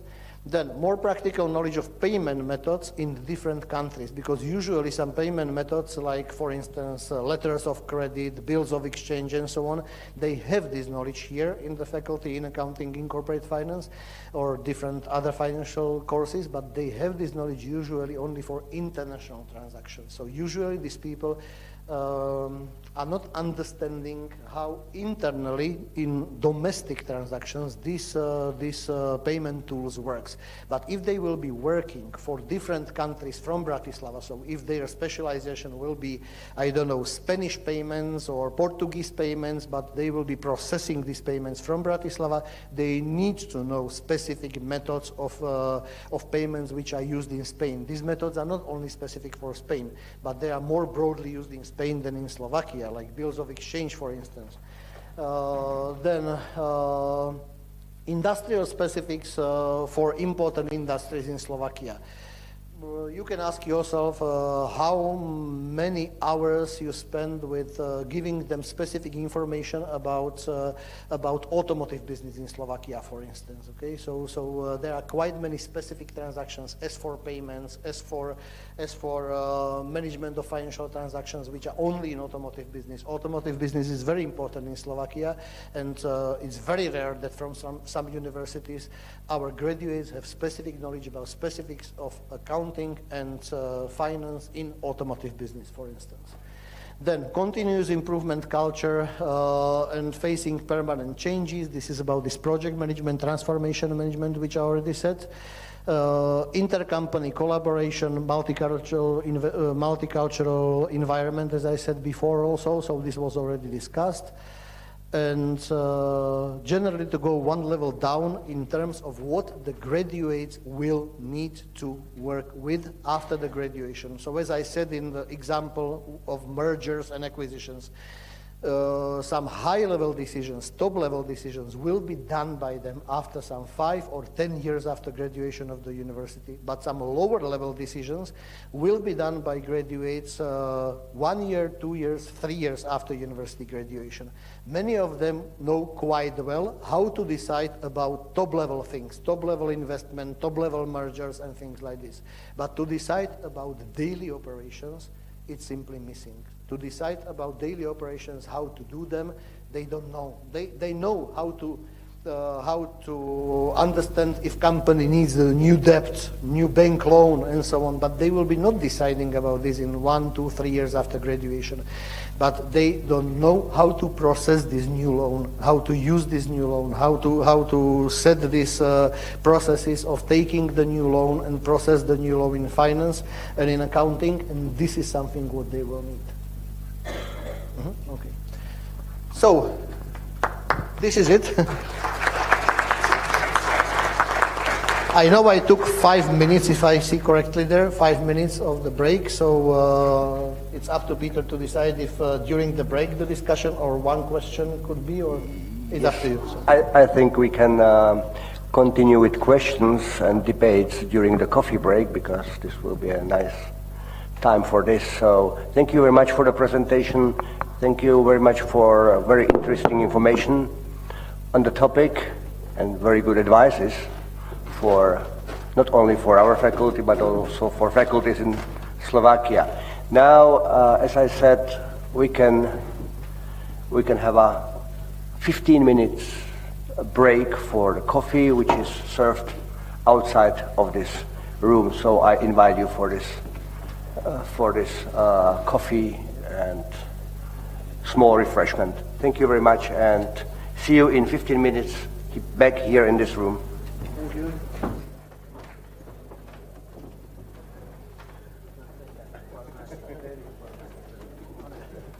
Only informative.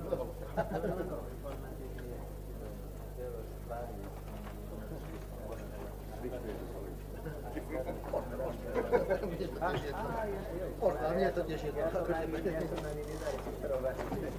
Vieš, to mne sa stáva aj to, že vediem hodinu ľudí v angličtine a potom po hodine sa zbadám, však sú to všetci Slováci. A mne niekto aj po hodine povie, preto vlastne čo ani neviem. Poďme dať kafe, alebo nie? Poďme na kafe. Môžete, myslím, ak vám to nevadí. Tu prídu ďalší hostia, ale... Ja, hostia ďalší prídu, áno. My vás meníme teraz. Ale môžete si nechať na čas. Áno, tak.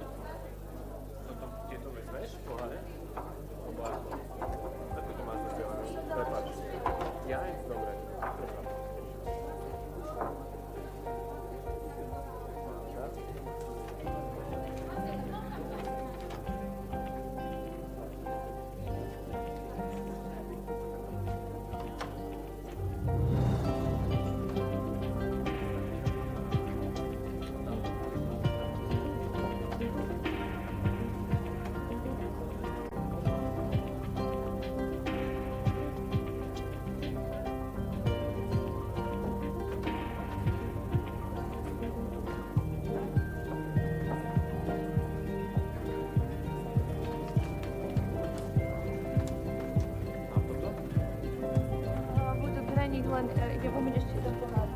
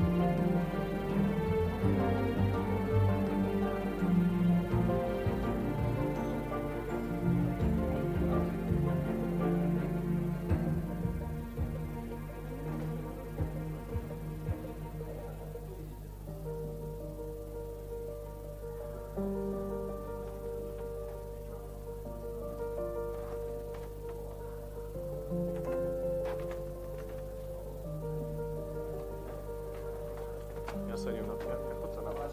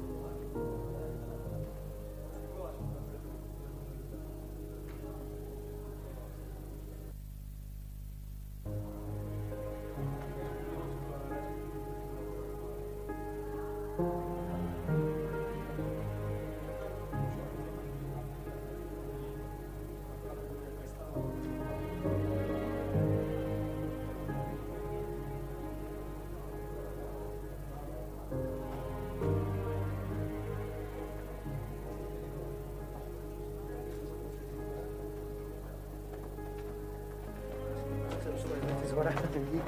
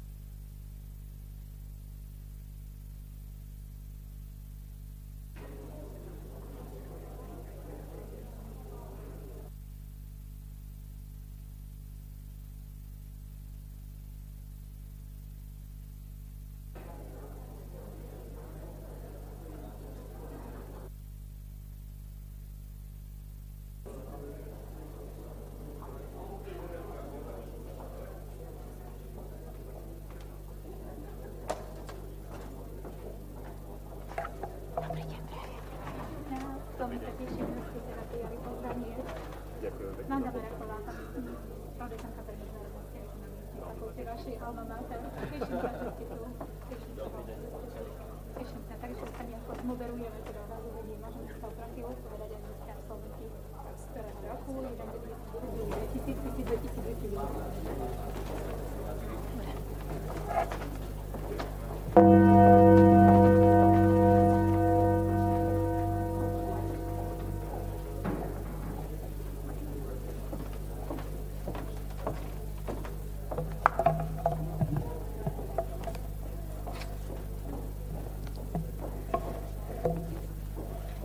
Dear ladies and gentlemen, dear international partners, dear colleagues, dear friends, we can say, let me proceed with the second part of the morning session. We have the pleasure to welcome three special guests today. The first one is Mr. Marian Gazdík. Please give him a big applause.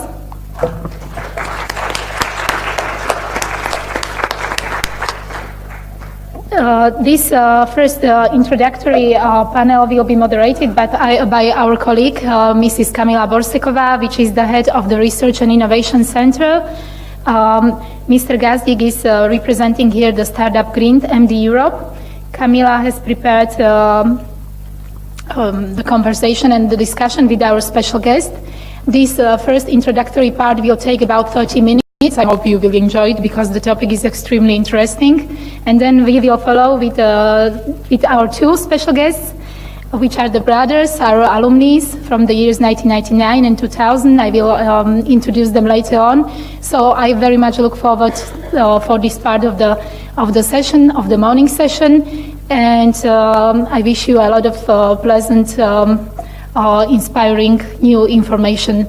And I'm looking forward to hear the questions or some proposals for the discussion. Enjoy. Thank you, Wanda, for your warm introductory. So it's my great pleasure to welcome you, Marianne, back after more than 20 years on the occasion of the 40th anniversary of Faculty of Economics. During last years, you became a digital entrepreneur, startup mentor, and connector. You advise startups and digital companies on marketing and product strategies with a strong focus on acquisition, growth, and conversion. You were founded in in New Europe Top 100, the list of outstanding challengers who are leading world-class innovation from the Central and Eastern Europe region. And you are also managing director of Startup Green for Europe, and you are working on many new projects that are actually changing our world. These are excellent references and a stunning career so far. Could you please tell us the receipt or your way how to get there from here actually? What was your path from the student of this faculty to this dream career, or let's say even a mission? Did you already start it during your studies? First of all, take 5 minutes.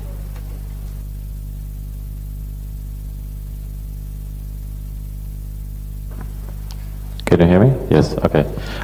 First of all, good morning. Thank you for the invitation. I really appreciate that. Yes, I started during the studies because I was an unusual student. I was a long distance student here, and because my writing is not very good looking, I didn't have to go to the classrooms all the time to write notes. I had to copy it from my colleagues anyway. So this is why I spent more than half of my studies abroad. I started during Christmas, during summer holidays, doing factory work to earn the money for the studies. But then I started to work in marketing departments of companies like Balzen or Hochland, which is a cheese factory. And then I went to Reebok, where I was writing my diploma work. So I started during the studies, and it gave me a bit more better perspective, where I could see what the actual real world looks like, so I could understand better what we are learning about in the school. Yeah, that's very important, I think, for our students, but also colleagues to go abroad and see how it's looking. What do you think that are essential of your success? Is there something you can maybe advise to our students, but maybe even our colleagues that are running business, or is there something special you could advise us? Yeah, sure. First of all, I don't consider myself to be successful, extremely successful. I'm on the way there, so I hope I'm at the beginning of the journey. One of the key points which worked in my case, I think, is the persistence. I see way too many people giving up at the first hurdle and turning away and just do something else because it didn't work. Where I'm lucky because in Startup Grind we interview world's most successful entrepreneurs, people like Eric Schmidt from Google and the founders of companies like LinkedIn and Instagram and Twitter. And these guys know that it's nothing else than just solving one problem at a time. And if you solve enough problems, success will come. And this is something which in the mindset of Slovakia and the region around here is not so common because people keep fighting, and then they lose the will to fight and they give up and they do something else. And in my experience, it's good just to choose your battles. If you do something which you enjoy doing and then you're really passionate about it, you should not give up. And this is what we see in the world's most successful entrepreneurs. They just go for it until they succeed. We were talking earlier backstage about one of the Slovak companies called Pixel Federation. How many of you do know the company called Pixel Federation? Raise your hand. A few. So Pixel Federation is a Slovak company which started a few years ago. They have 100 million customers. And when they were starting, they're doing games. They launched a game and they failed. So they launched another game and they failed again. And the founder of the company, Šimon Šicko, his wife was a co-founder. And so the whole family was in it. They had no other income and they had 2 failures. So they launched another game and they failed again. So they failed 4 times. And Šimon told me that it's only because of ESET. So ESET was a company which was successful at the time. And he said, when I saw ESET being successful, I just kept telling myself, if they can do it, we can do it. So it was the 5th game which took off, and today the company is very successful. They're doing, we had lunch yesterday and he told me they're going to be doing something around 28 to 30 million revenues this year, 100 million customers, and we have these successes in Slovakia, but it's the mindset of not giving up and just keep going no matter what happens around you. That's very nice message, I think. We are very lucky that you are coming back, and besides that you are working worldwide, you also know very good Slovak environment. What do you think that is the biggest gap of the Slovak business environment, just in the connection maybe with what you said now? There are a few layers of what can be improved in Slovakia. I think the first layer is in the Slovak mentality is being too modest. So it's lack of ambition. So we have lots of good quality talent in Slovakia and great people, but many of them don't have a vision or a mission which is big enough. So for example, we have companies or people who want to build a company and their objective is to be the number 1 in Slovakia. But Slovakia is a very small market. So this is why companies which are really succeeding, they don't limit themselves just to Slovakia because they want to conquer the world. Company like Sajik. Sajik is another Slovak company which was founded by Michal Štencel, and Sajik now has 200 million customers. It's the world's most successful offline navigation app, all the Land Rovers, all Jaguars, all Ford cars now come by default with the navigation from Sajik.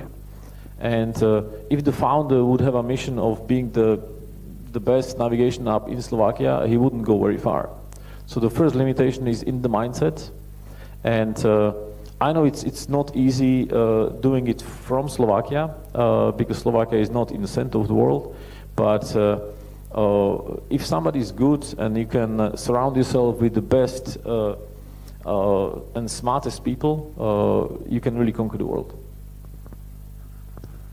Very interesting, yeah. I can only agree with you. Maybe we can connect this what you said now with your current position. You are managing director of Startup Grid for Europe. What is the mission of this organization? Can you tell us a bit more what you are doing? Yes, of course. So Startup Grind started in 2010 with a simple objective to help every entrepreneur on the planet. And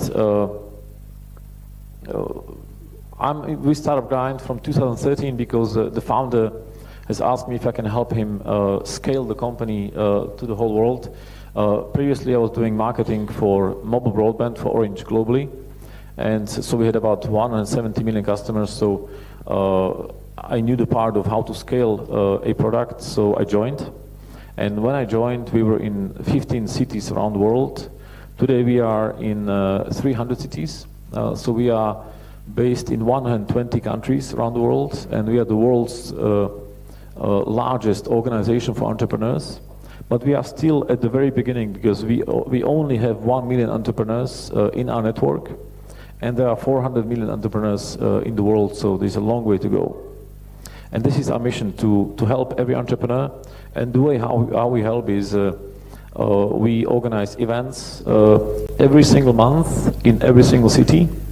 We are also based in Bratislava in Slovakia and around the countries around Slovakia. We organize conferences with world's most successful entrepreneurs, and we also live stream those conferences. So for example, I had a conference in London in June with people like the youngest billionaire in the world, the founder of Stripe. We had Eric Schmidt from Google and people like this, so they can inspire the new generation of entrepreneurs. Thank you for this great job you are doing. Actually, we are very happy that people like you are coming back to Slovakia, and I'm very happy to announce, maybe also to our guests, that several of your new activities and challenges are focused partially on Slovakia as well. You are one of the establishers of think tank Brain Trust.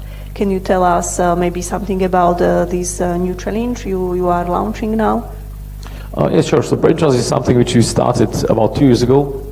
And Brain Trust was born out of necessity, because around 3 years ago, Mr. President Kiska was going on his first trip around the US. And because he's a very smart man, he decided to fill up the plane with smart people, because he was invited to give a keynote at General Assembly of the United Nations. And then he thought, okay, when we're going to the US, let's just go and learn from the best.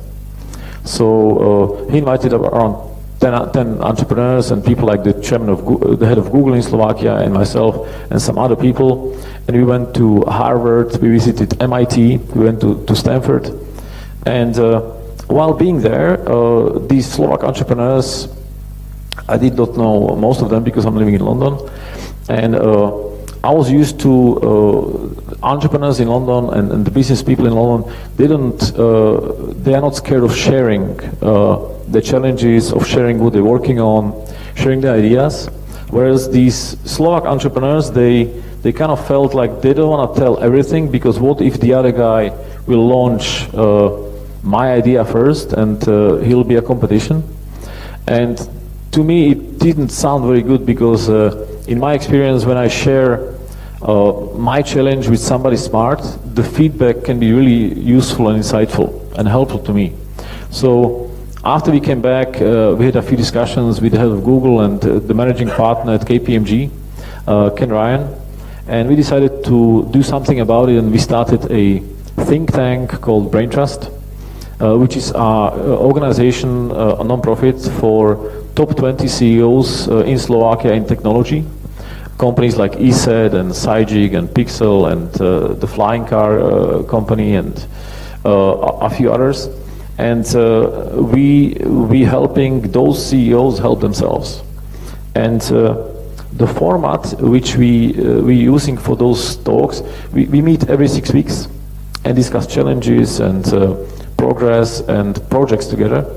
So for example, the format which we have, how many of you have heard of the company Pixar, the movie company Pixar? All of you, most of you. So Pixar is a company which is totally unprecedented because every single Pixar movie is extremely profitable. In the movie business, this is very unusual because a movie either is a hit or is a not. But every single movie from Pixar is successful. And I'm a big fan of Pixar, and I studied the concept of how, what are they doing differently from all the other movie studios. And Pixar was co-founded by Steve Jobs and 2 other gentlemen.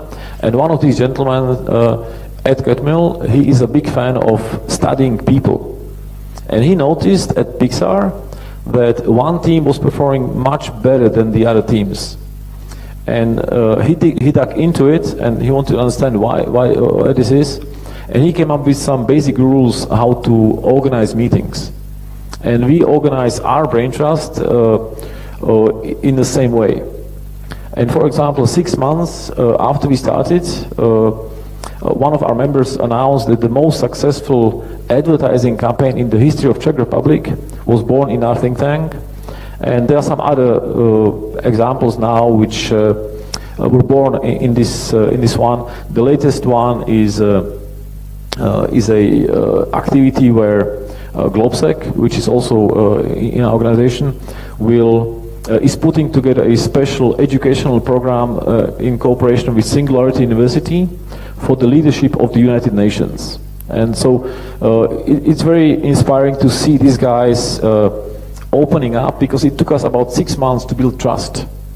And we organize according to the Chatham House rule, which means what we say there stays there. So there is absolute trust, and they have no issue sharing anything, all the numbers and all the challenges, and they just learn that the feedback from the others is so insightful.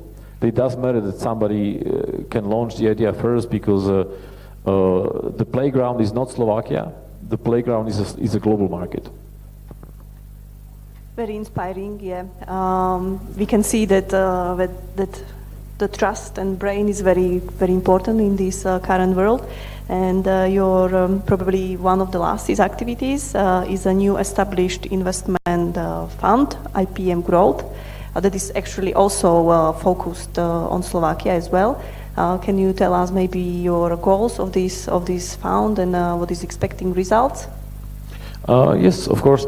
IPM Growth is something which was born in the brain trust as well, and I totally didn't want to do it. It's just I didn't see any other way. So basically, we had one of the presentation of the brain trust was about financing growth, and it's not a big problem in Slovakia to find 200,000, 300,000 for funding a startup, because there are some angel investors here, and there's some money here. But if you working on a company like, for example, GA Drilling, GA Drilling is a Slovak company which developed a new technology of drilling. So drilling as a technology is about 500 years old. It's a piece of metal spinning. And the founder of GA Drilling came up with a new way, which is contactless. So it doesn't need any drill. And it's plasma based, and plasma evaporates anything in the way. And GA Drilling is a company which is big. There are about 100 people, and it's very hard to bring the technology to the stage where you can commercialize it. So a startup which needs 300,000, they can find such money. But if a company needs 10 million, it's very hard to finance such a company, especially when they don't have expensive buildings or they have no big IP yet. And we've learned in this session of Brain Trust about financing growth that it's very hard. And when the CEO of GA Drilling told me he spent last year about 85% of his time on fundraising, this shocked me because it's a great company, and if the CEO is not spending time building the company but finding money, it's a waste of time. So I decided to help him change that, and we put together a fund which we started in January. And it's a 200 million fund investing in technology companies, not just from Slovakia, but from the region of Central Eastern Europe. And today, 9 months later, we invested in 4 companies, Auroville, GA Drilling. We invested in SEC Technologies, which is a laser detection, one of the world's best technologies available. And the last investment we did, I'm very proud of, because it's an investment in a company called Takium, which is the new project of Mr. Danilák. And Mr. Danilák was a teacher at a university in Košice. And in 1998, when I graduated here, he decided, okay, he needs to go because he has big ambitions. So he moved to Silicon Valley. And he started a company, and the company he started then, he built it and sold it for 377 million. So Mr. Danilák built a chip, and his chip was used in Apple MacBooks for 18 months. And then, so he sold the company, he built another company, and he sold that for 170 million. And today he's building a new company. And because he's heard that I had Eric Schmidt, the chairman of Google, at my conference, he asked me if I can introduce him, because he wanted Google to invest in his new business. And I said, of course, I can introduce you, but by the way, we are just building a fund. Would you consider having us invest in your business?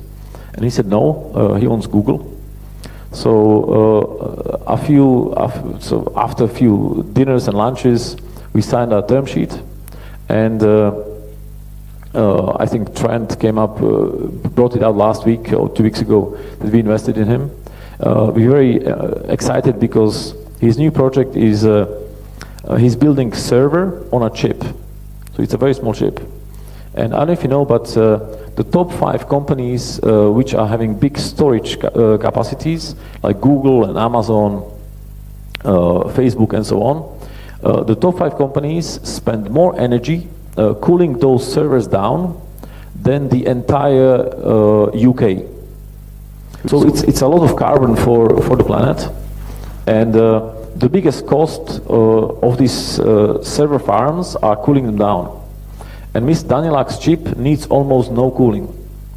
And it's about 20 times smaller and about 15 times faster. So it's an amazing innovation. And 2 weeks ago we were in the US with Mr. Pellegrini and Mr. President. And when I introduced Mr. Danilák to the chief executive of Slovak Academy of Sciences, I said that Mr. Danilák has 100 patents to his name, and Rado said, and he has also additional 120 patents pending.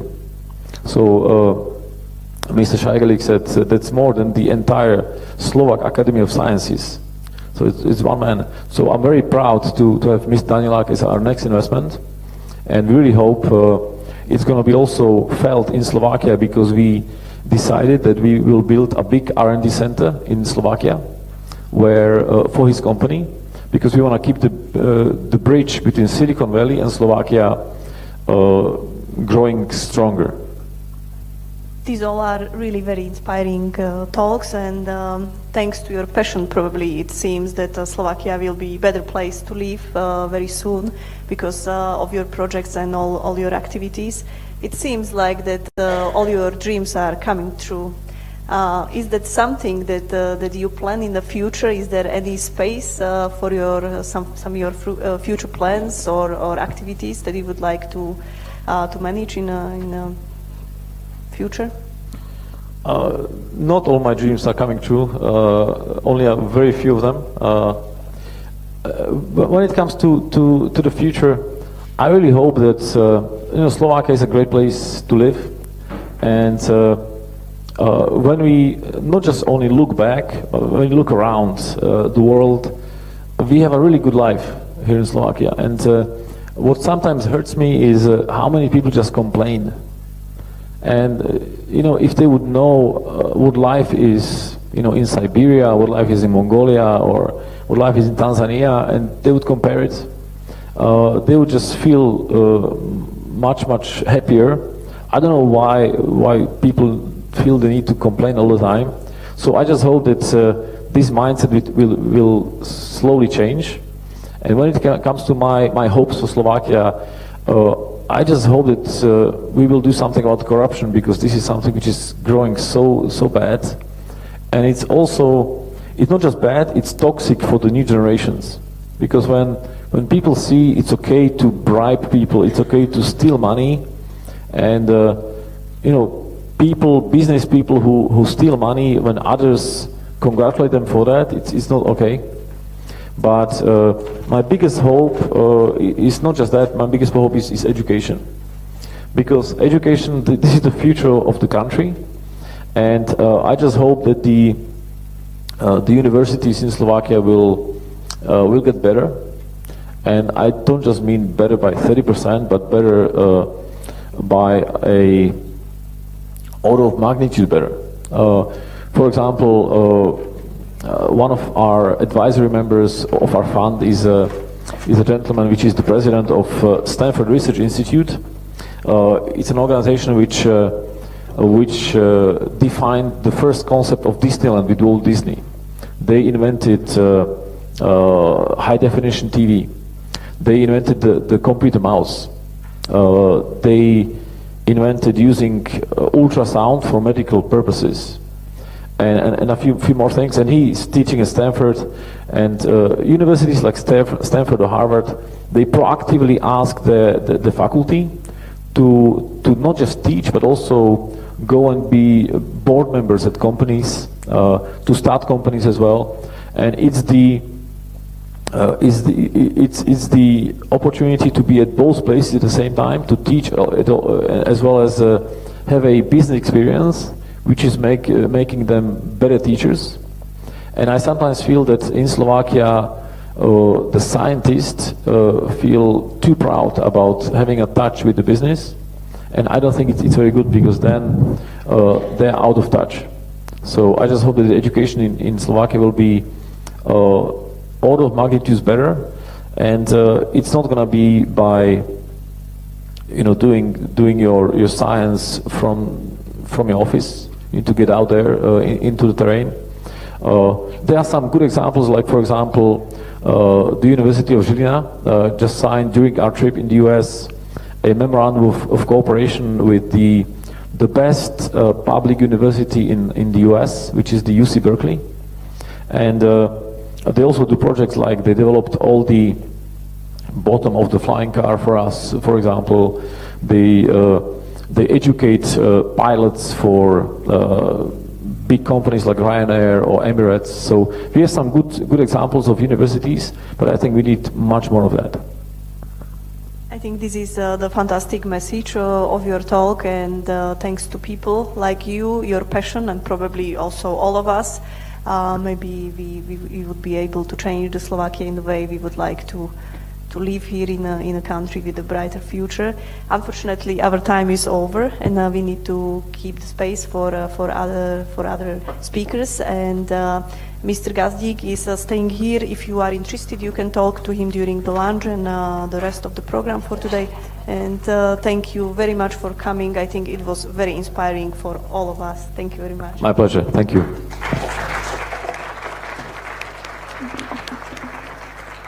Thank you very much for the first guest, Mr. Gazdík, and of course, great thank you to Kamila Borsekova, our head of the Research and Innovation Center, for interviewing the guest. It was very interesting. Thank you very much. Now we will move on time. The first guest was the alumni from the year 1998. Now we will listen to the presentation of the younger brother of the two that we have the pleasure to host here today, Maroš Oučárik, who has graduated from our Faculty of Economics in the year 2000. Briefly, I pick up some important facts from his personal, professional profile. After working in different positions in several banks in Bratislava and Poprad, he decided to set up a financial startup, which was a completely new idea at that time. It was first financial comparison website called Finančná hitparáda. At the moment, or today, Maroš is presenting the biggest and highly specialized financial comparison site, which is called Finančný kompas. And his presentation, the main focus of the presentation will be on financial literacy in practice. I would have to add that because of this website, or the main objective of the website is, I hope I'm right, is to increase the awareness, the general awareness of the public on the issues of finances and financial management. So Maroš will explain us exactly what is the value added of these portals and what is it financial and how is financial literacy in the practice. We are really looking forward for this presentation. He will use the time frame of 15 minutes. And the presentation will be for a change in Slovak language. So please, those of you who would like to have headphones, I see it's already happening, please indicate us and our assistants will bring you the headphones. So enjoy the presentation of Maroš Ovčiarik. The floor is yours. Thank you. Dobrý deň, prajem. Ďakujem v prvom rade veľmi pekne za slovo, za možnosť vystúpiť pri takejto významnej udalosti. Zároveň mi dovolte poblahoželať fakulte a jej predstaviteľom k výročiu a zapriať jej ešte veľa úspešných rokov a spokojných a sebavedomých študentov.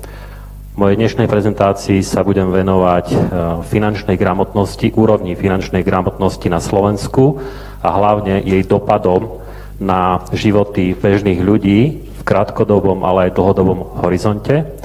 Celú finančnú gramotnosť alebo jej dopady si premietneme na niekoľkých situáciách, v niekoľkých oblastiach finančných rozhodovaní Slovákov.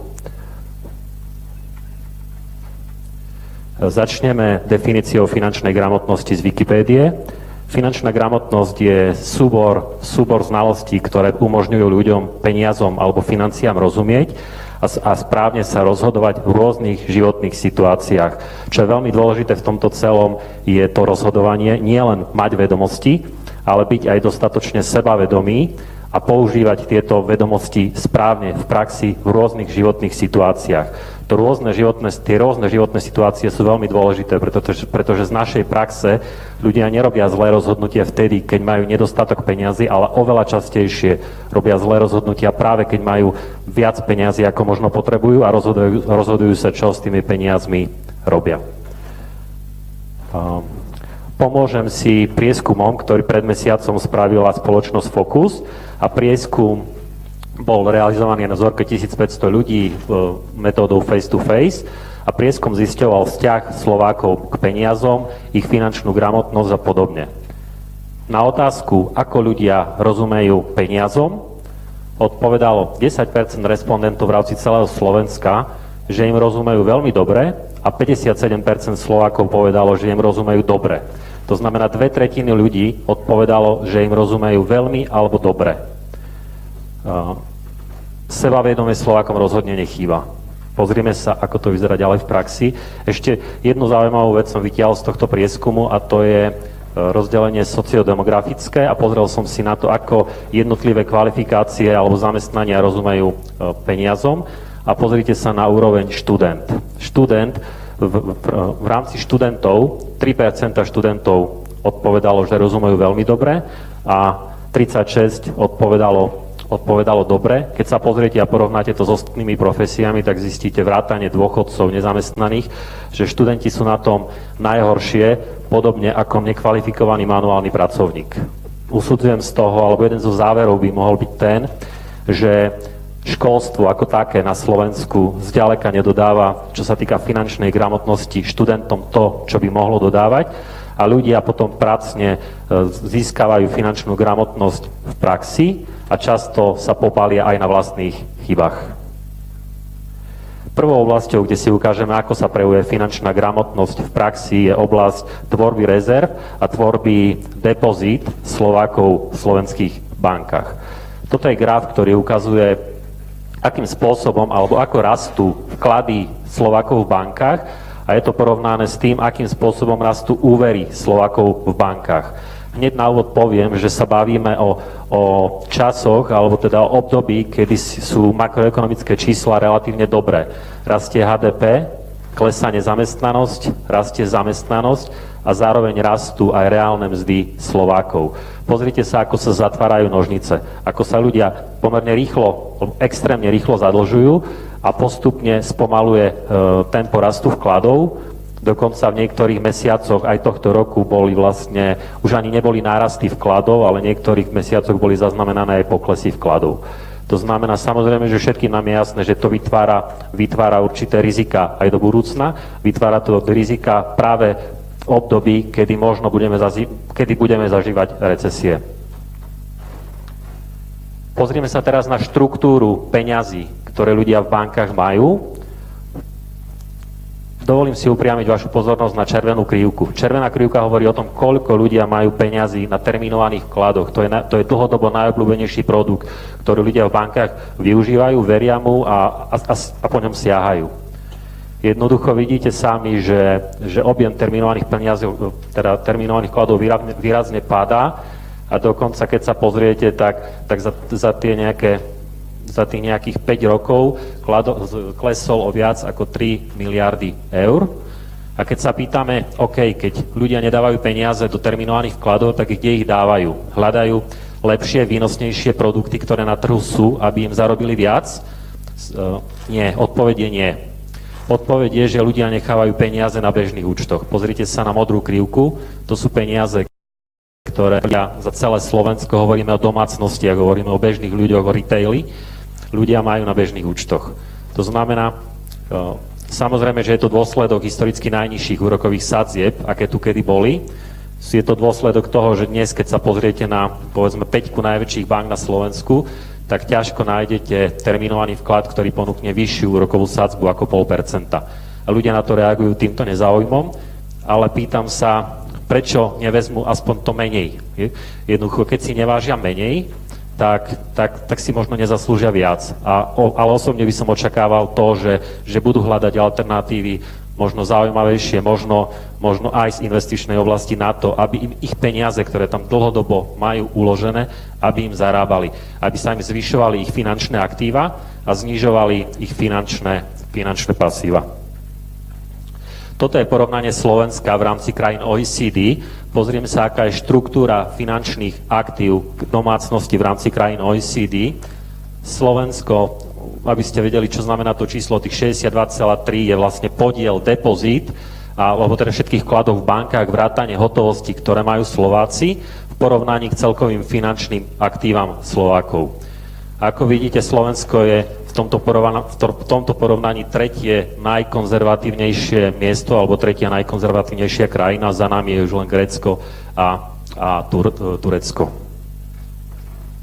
Druhou oblasťou, na ktorú by som rád upozornil, je oblasť úverov. Asi ste všetci zachytili v médiách, že Slováci sa zadlžujú extrémne rýchlo. Medziročné nárasty hypoték, ale aj spotrebných úverov v bankách sú niekde na úrovni 14%. Keď si vezmete, že ekonomika rastie orientačne niekde okolo 3% a Slováci sa dlhodobo zadlžujú na hranici dvojciferných čísel, aktuálne niekde na úrovni 14%, tak nám je všetkým jasné, že to vytvára a generuje rizika do budúcna. Opäť si pomôžem grafom a jednou z otázok, ktoré boli položené tým anketárom v rámci prieskumu Focus.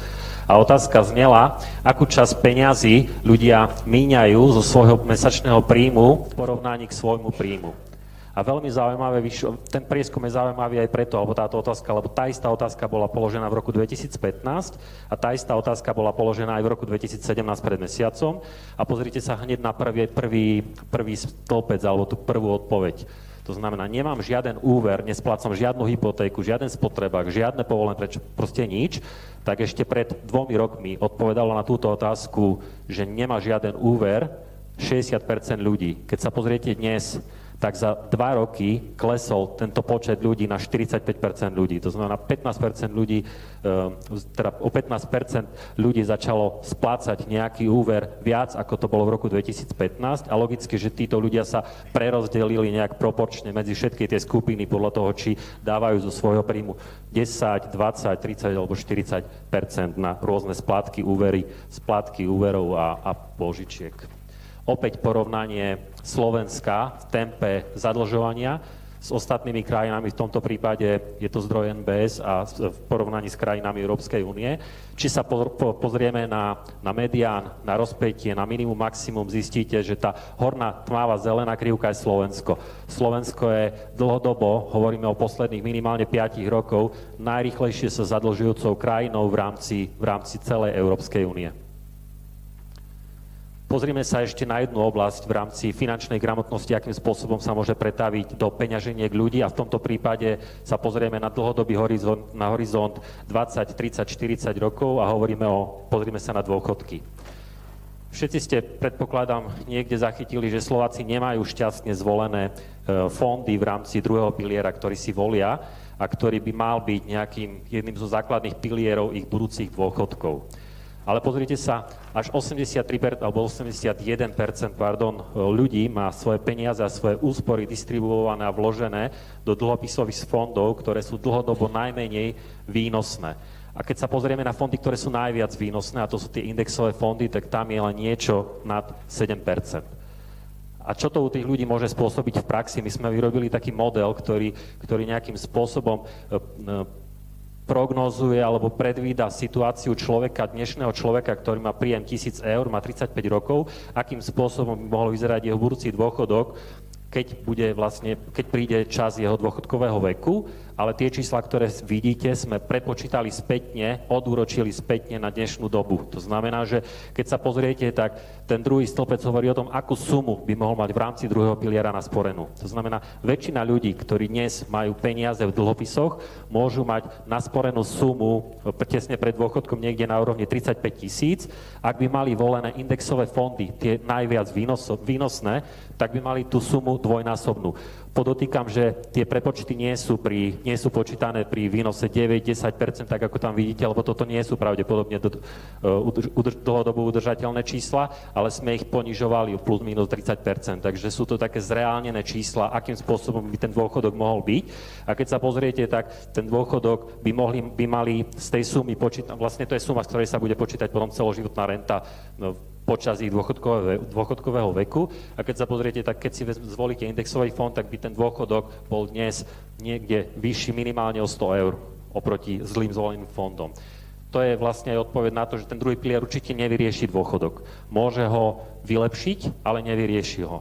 A v tejto prezentácii nebudem riešiť to, akým spôsobom sa Slováci pripravujú na svoj dôchodkový vek. Hovorím o mladých Slovákoch, ktorí začali svoju aktívnu kariéru alebo žijú vlastne tie najaktívnejšie pracovné roky. Nebudem hovoriť o tom, akým spôsobom sa ľudia pripravujú na dôchodok a do akej miery si volia dobrovoľné piliere, nazvime ho 4. pilier dobrovoľný a akým spôsobom si šetria, alebo tam by sme v rámci krajín, či už Európskej únie alebo OECD dopadli dosť zle. V poslednej časti mojej prezentácie sa krátko zmienim ešte o jednej oblasti finančného sveta, pretože jedna vec je na jednej strane sú ľudia a občania, ale na druhej strane sú aj finančné inštitúcie, ktoré sa aktívne zúčastňujú finančného trhu, ako sa oni stávajú k tomu, či sa snažia zvýšiť finančnú gramotnosť ľudí, alebo skôr využívajú aktuálnu situáciu, aktuálnu úroveň finančnej gramotnosti v prospech svojho biznisu. Ja som si vytiahol jednu z mnohých oblastí, na ktorú by som mohol naraziť. Vytiahol som si podielové fondy, vytiahol som si to, keďže všetci viete, že banky dnes v podstate vyháňajú ľudí z terminovaných vkladov a podobne kvôli nízkym úrokovým sadzbám, nemajú o ne záujem, pretože z toho ešte musia platiť bankový odvod.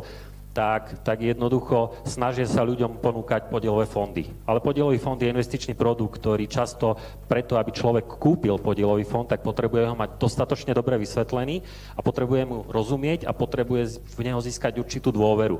A to nie je jednoduchý a krátkodobý proces.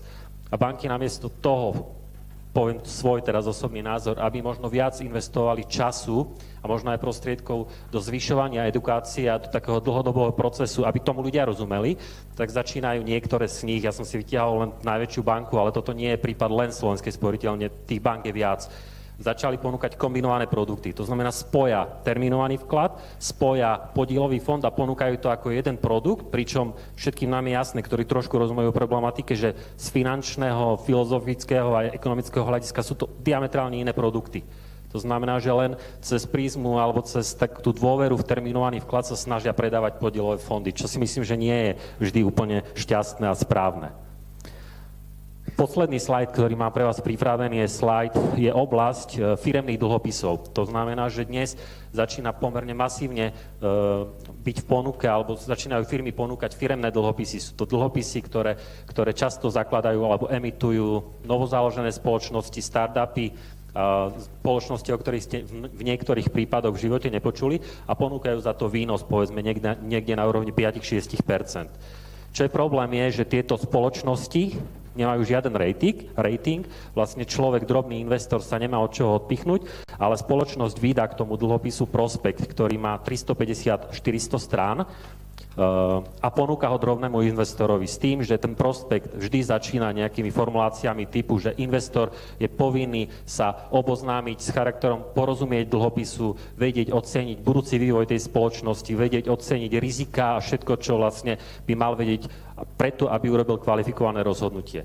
A je úplne jasné, že 400-stranový materiál dnes drobný investor nemá šancu ani z časového hľadiska preštudovať, ani z toho, že by to vedel vyhodnotiť, pretože nie každý robil bankové analýzy v bankách a nemá na to ani dostatok informácií, lebo tie prospekty zďaleka neobsahujú všetky informácie, ktoré sú potrebné pre kvalifikované rozhodnutie. Takže aj takéto spôsoby na slovenskom trhu sú.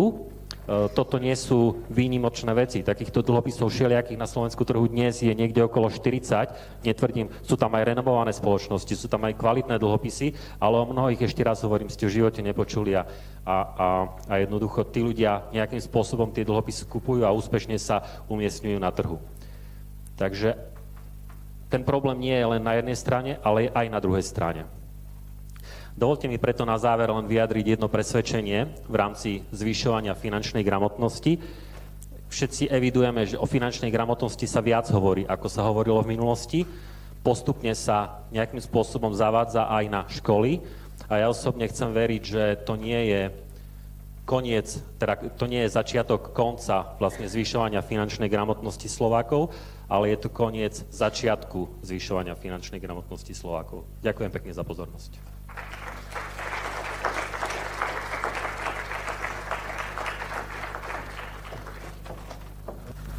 So thank you very much to Mr. Maroš Ovčiarik for his presentation. If you agree with me, we will follow with the last, but certainly not with the least guest. And afterwards, we will dedicate a few minutes for the discussion.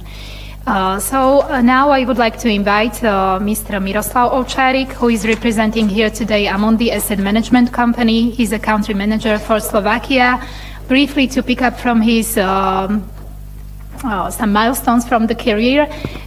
Miroslav has graduated in our faculty in the year 1999, study program Ekonomická a riadenie podniku. Afterwards, he also completed trainings in Belgium, Belgian Bakers Academy in Brussels, and in Czech Republic Management Masterclass. After 3 years of practice in foreign trade, he became a consultant in the company Mercury International. In the year 2007, he returned to the financial markets. Later on, he became the country manager of the company Pioneer Investment.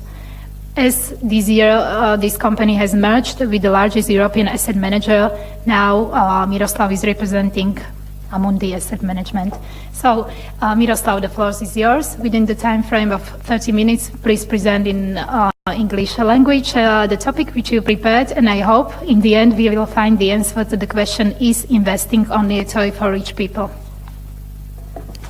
Okay, thank you very much for the invitation. Ladies and gentlemen, it's really an honor for me to give this presentation to this distinguished audience. And also, it's a challenge to have a presentation just before lunch, because I can imagine at the end you will see chicken or a steak instead of me. but I will do my best to go through the presentation that it will be hopefully interesting for you. My goal in Slovakia is to teach and to encourage Slovak people to invest into more yieldy assets. And sometimes we hear from the people that this is investment is not for the average or common people. This is risky. And from time to time, we see in media articles like this. It was an article in May that wealthy people had a hard day yesterday. In just a few hours, they lost billions of dollars. It was just small correction in May on the market, just I think 3% decline. In few days, the financial market was up and nothing happened. But I can imagine that average Slovak reading such article would ask a question that if Bill Gates or Jeff Bezos or Mark Zuckerberg lost tens of billions of dollars, how many billions should I lose or would I lose if I invest? But the correct question is not this. The correct question should be that why those people can afford to invest money and temporarily make some losses, and they can play table tennis without any stress. And the answer is in the study of the company Capgemini, and I found it is very interesting because they interviewed high net wealth individuals. This is this abbreviation, which are people whose investable assets are more than $1 million, excluding some their primary residence, etc., etc., etc. So, let's say the richer people, and they ask them how you invest, what your portfolio looks like, and this is the result. We can see that in their portfolios we can find all the main asset classes which exist on the market. They have cash, just to buy some bread, milk, and Ferrari. They have fixed income. They have equities, they have real estate, and they have alternatives, which means they invest also in some private equity, hedge funds, commodities, etc., etc. And if you look through the development of the portfolio through the individual years, we can see that it doesn't change a lot. It changed a little bit, but in no year happened that some asset class is missing. Even if it's a good year or if it's a crisis like in 2007 to 2008, in every year, every asset class is present. And it was interesting for us to look how such portfolio behaves. So we tried to make some kind of simulation, illustrative simulation, that each asset class we replaced with the representative index on the market, and we made this analysis. And please pay attention to the blue line, which is their portfolio. We can see even there are some riskier assets like equities or bonds and real estate and alternatives. So because of structure of assets of the portfolio, this portfolio ensures or can ensure the desired stability, because those people tell that I'm conservative, I don't want to risk. And because of I don't want to risk, I have to have such kind of portfolio. Of course, this portfolio is not a medicine for every situation on the market. We can see the situation in 2008 that there was a decline, so sometimes it happens, but those people are patient enough to go through the bad times, to wait for a while, and then they can see that the line continues as they wish. And the result is small volatility, not turbulent line with very nice yield, and their primary goal is to earn money, the yield to be higher than the inflation. So if the wealthy people invest like this, So let's check how Slovak invest. And we see on the previous presentation that most of the money of Slovak people are in the banks or in the money market. And we can see on the chart on your left side that it made sense maybe 10 years ago when interest rates were 3, 4, or 5%. So it was some yield which was quite interesting. But nowadays, the interest rates on the conservative side of investable assets is really close to zero, many times negative. Even if we saw that in pension funds, for example, the main proportion of their portfolio is in conservative guaranteed funds, those guaranteed funds are obliged to buy government bonds.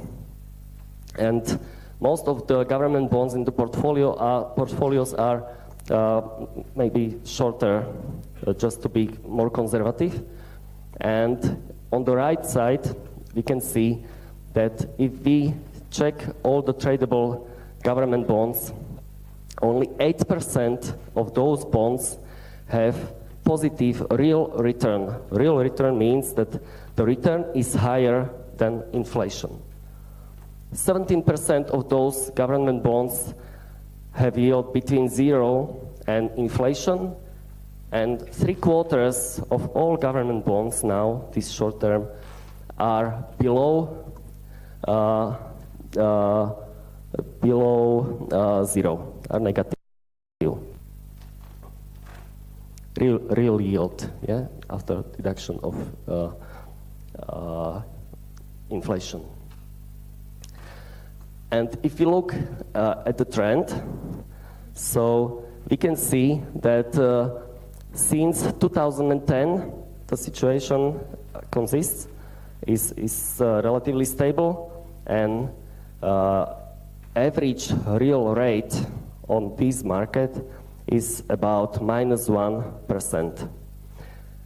Maybe you can say, okay, -1% is not a big deal. To lose -1%, it's funny. On equities, you can lose sometimes -20, -30%. But let's look on the situation that if this trend persists, so in 25 years, such investment can lose nearly 1/4 of purchasing power of the money at the beginning. So that means if I invest 100,000 euros to such very conservative investment with the negative real yield -1%, so in 25 years later, I can buy about 23% less goods and services than I'm able to buy now.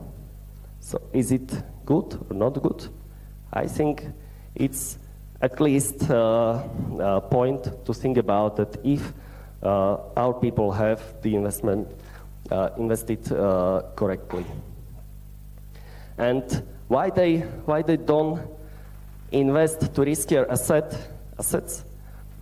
Maybe Daniel Kahneman's study can help us a little bit, because according to this study, the emotional discomfort that comes from short-term temporary losses, which happens, for example, on equity markets, trumps, or this emotion is stronger than long-term gains and emotional pleasure from those gains. In other words, if you have decline of, for example, on equity market of 10%, and you have some kind of intensity of your emotion, so on the other side you have to earn 20% to have the same intensity of positive emotion. So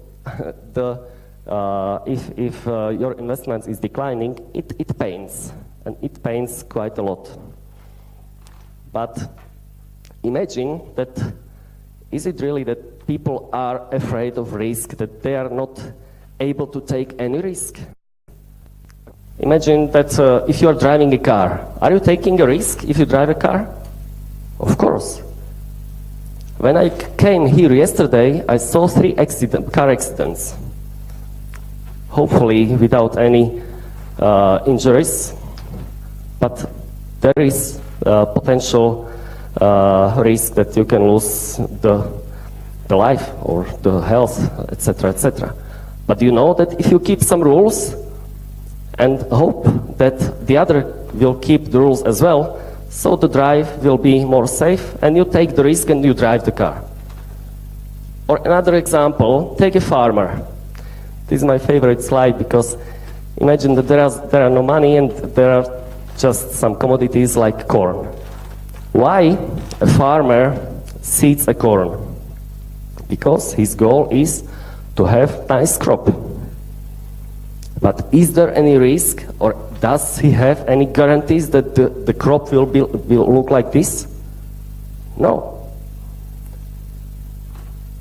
It can be bad weather, it can be maybe some mouses or quick neighbor, or some disease, or wind, or fire, anything. So your crop can look like this. And knowing this risk, why the farmer takes the risk? Because it can happen like this. Because he knows that if I seed the corn for 1 year, the risk is big. But if I repeat this seeding corn for 10 years, maybe for 20 years, so the yields from good years yields will compensate the losses from bad years. So he knows that if he will repeat and there are some bad years, so then come very good years that will compensate the losses from the bad years. And this is the reason why when spring comes, he goes on the field and seeds the corn and doesn't think about if it's risky or not. And it's very similar on financial market.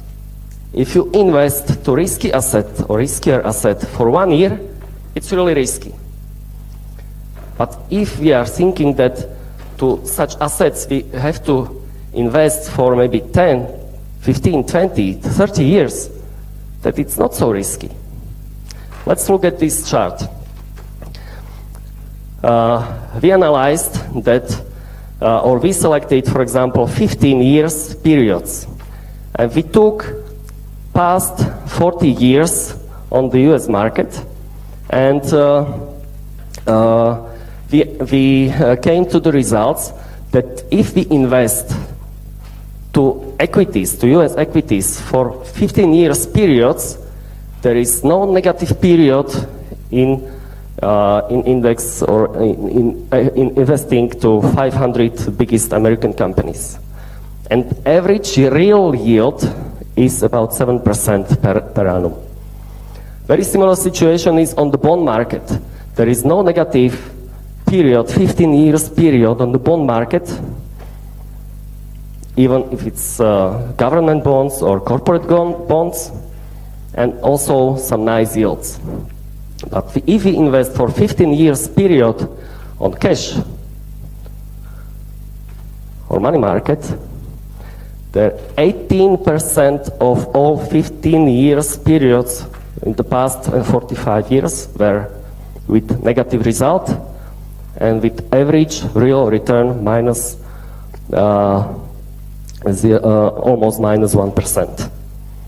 So for the longer periods, for long periods, the cash is not correct or not very suitable asset class to keep in. So this part was about how to invest, and maybe this is why invest. Why should Slovak invest? I have a question for you, maybe some small voting exercise. Who of you believes that the state will give you a nice pension when you are retiree? Okay, it's a good sign that you are not sleeping, all of you. The others are a little bit more pessimistic. And I think there is a reason that maybe you're right to be not too much optimistic in this field. There are many reasons why to invest, to have nice, to buy a nice car, to buy a nice holiday, to let my children study, etc. But I think we agree that one of the greatest challenges we have is to be prepared for pensions, not only just to survive, but to live it more comfortably. And according to the study of United Nations, this is not a very optimistic scenario, because our pensions from the state, the transfers from the state, are covered from the workers and their taxes. And in 2015, in global world, there were 7 workers per 1 pensioner. In 2050, it will be only half of it. And what do you think how the situation in Slovakia would look like? We are on the better way, better pace, or worse? Worse. We are one of the most quickly getting older countries. I don't know if I told it correctly in English, but we are getting old as a nation in one of the quickest way. And if you are thinking about strategy of moving to another country, so be forewarned that the situation in the United States, in Germany, in Italy, in France, is not very optimistic as well. It's even worse than the global situation. Seeing this chart, I fully understand Angela Merkel inviting some people from other countries to go to Germany, because in Germany the situation will be in 2030 only 2 workers per 1 pensioner. It's something warning that something has to be changed in the pension system, because it's not sustainable. So what are sources of income when we are on the pension? We have 3 main sources. One is transfers. The second, maybe some of the pensioners can work, so this is another source of income. But I'm pretty sure that still more and more important will be the income from capital collected during our lives. So how to get out of an only cash strategy and to be to have a safer life? Maybe we can check this small chart. Those are pictures with various asset classes which are on the market. Some of them are bonds, some of them are equities, some of them are commodities, some of them are high yield bonds, and they are sorted like that. On the top of every year is the asset class which was in this year the best, or which yielded the most, and on the bottom it was the asset class which earned investor the less. So we see the black line is cash, and for many times cash is the less yieldable asset class. It's good to have cash, especially during the crisis. You can see those years 2007, 2008 especially, but not all of the money, of course, of some people.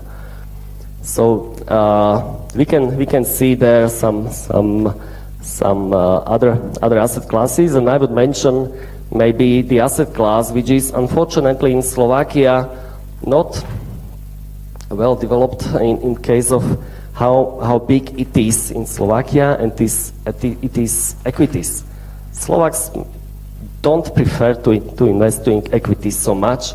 And I think it's a pity because the last 3 slides I have that it's not necessary to have billions of US dollars or euros to invest to equities.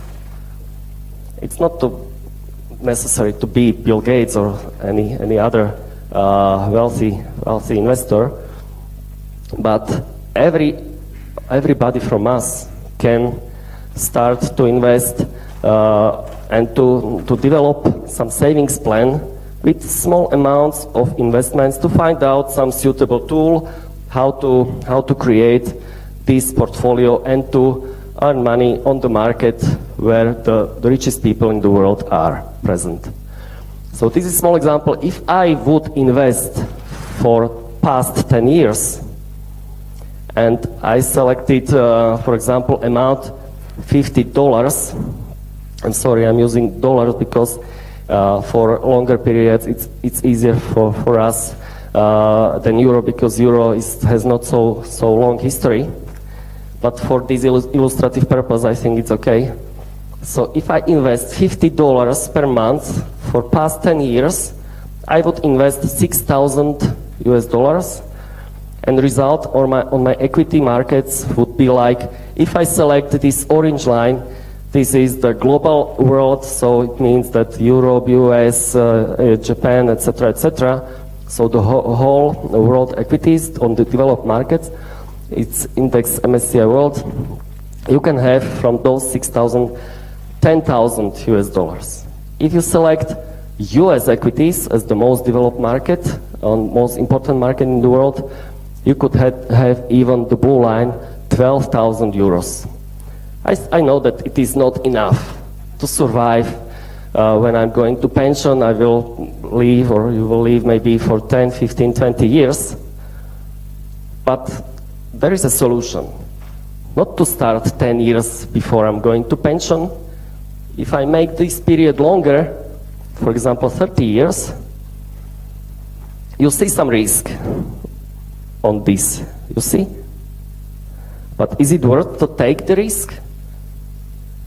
For 30 years, I would invest 18,000 US dollars, and my result would be on the global equities about 60,000 US dollars, on US market almost 90,000 US dollars. From 18,000, 90,000.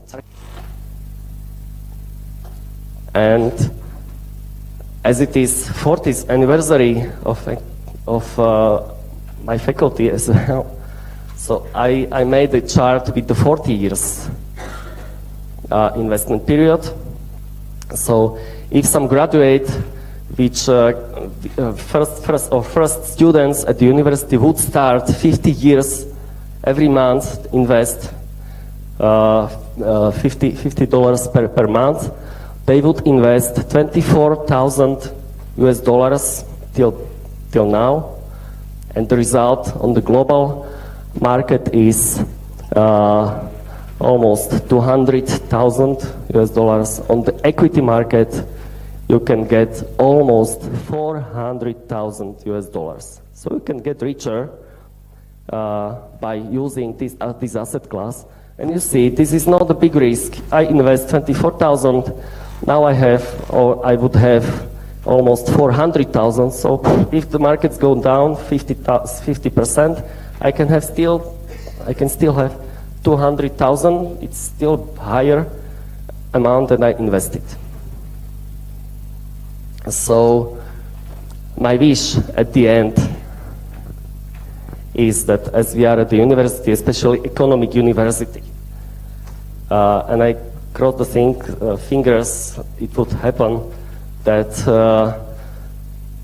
if you at universities could create brave enough students and investors to take the risk, even if in startup or even in investments, to take their lives into their own hands, not to rely only on state or somebody else, and maybe to take into consideration such investments. It's on the market, it's full of suitable tools, and this can give you required financial success.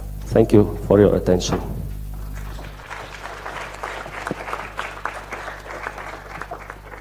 Dear ladies and gentlemen, because we are running out of time, please let me give a great thanks to all of our 3 former students who gave us very interesting messages in their presentation, very valuable presentation and discussion in the introductory part.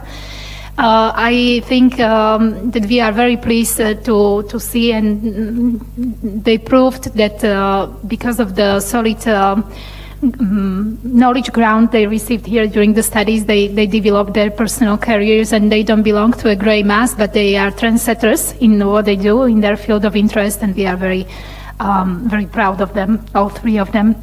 And we are very happy that you would be joining us for the morning session. And of course, we will meet more of the former students, more of the alumni in the afternoon session. So now the good news is that the morning session is over, and you are all invited to lunch. Some technical information.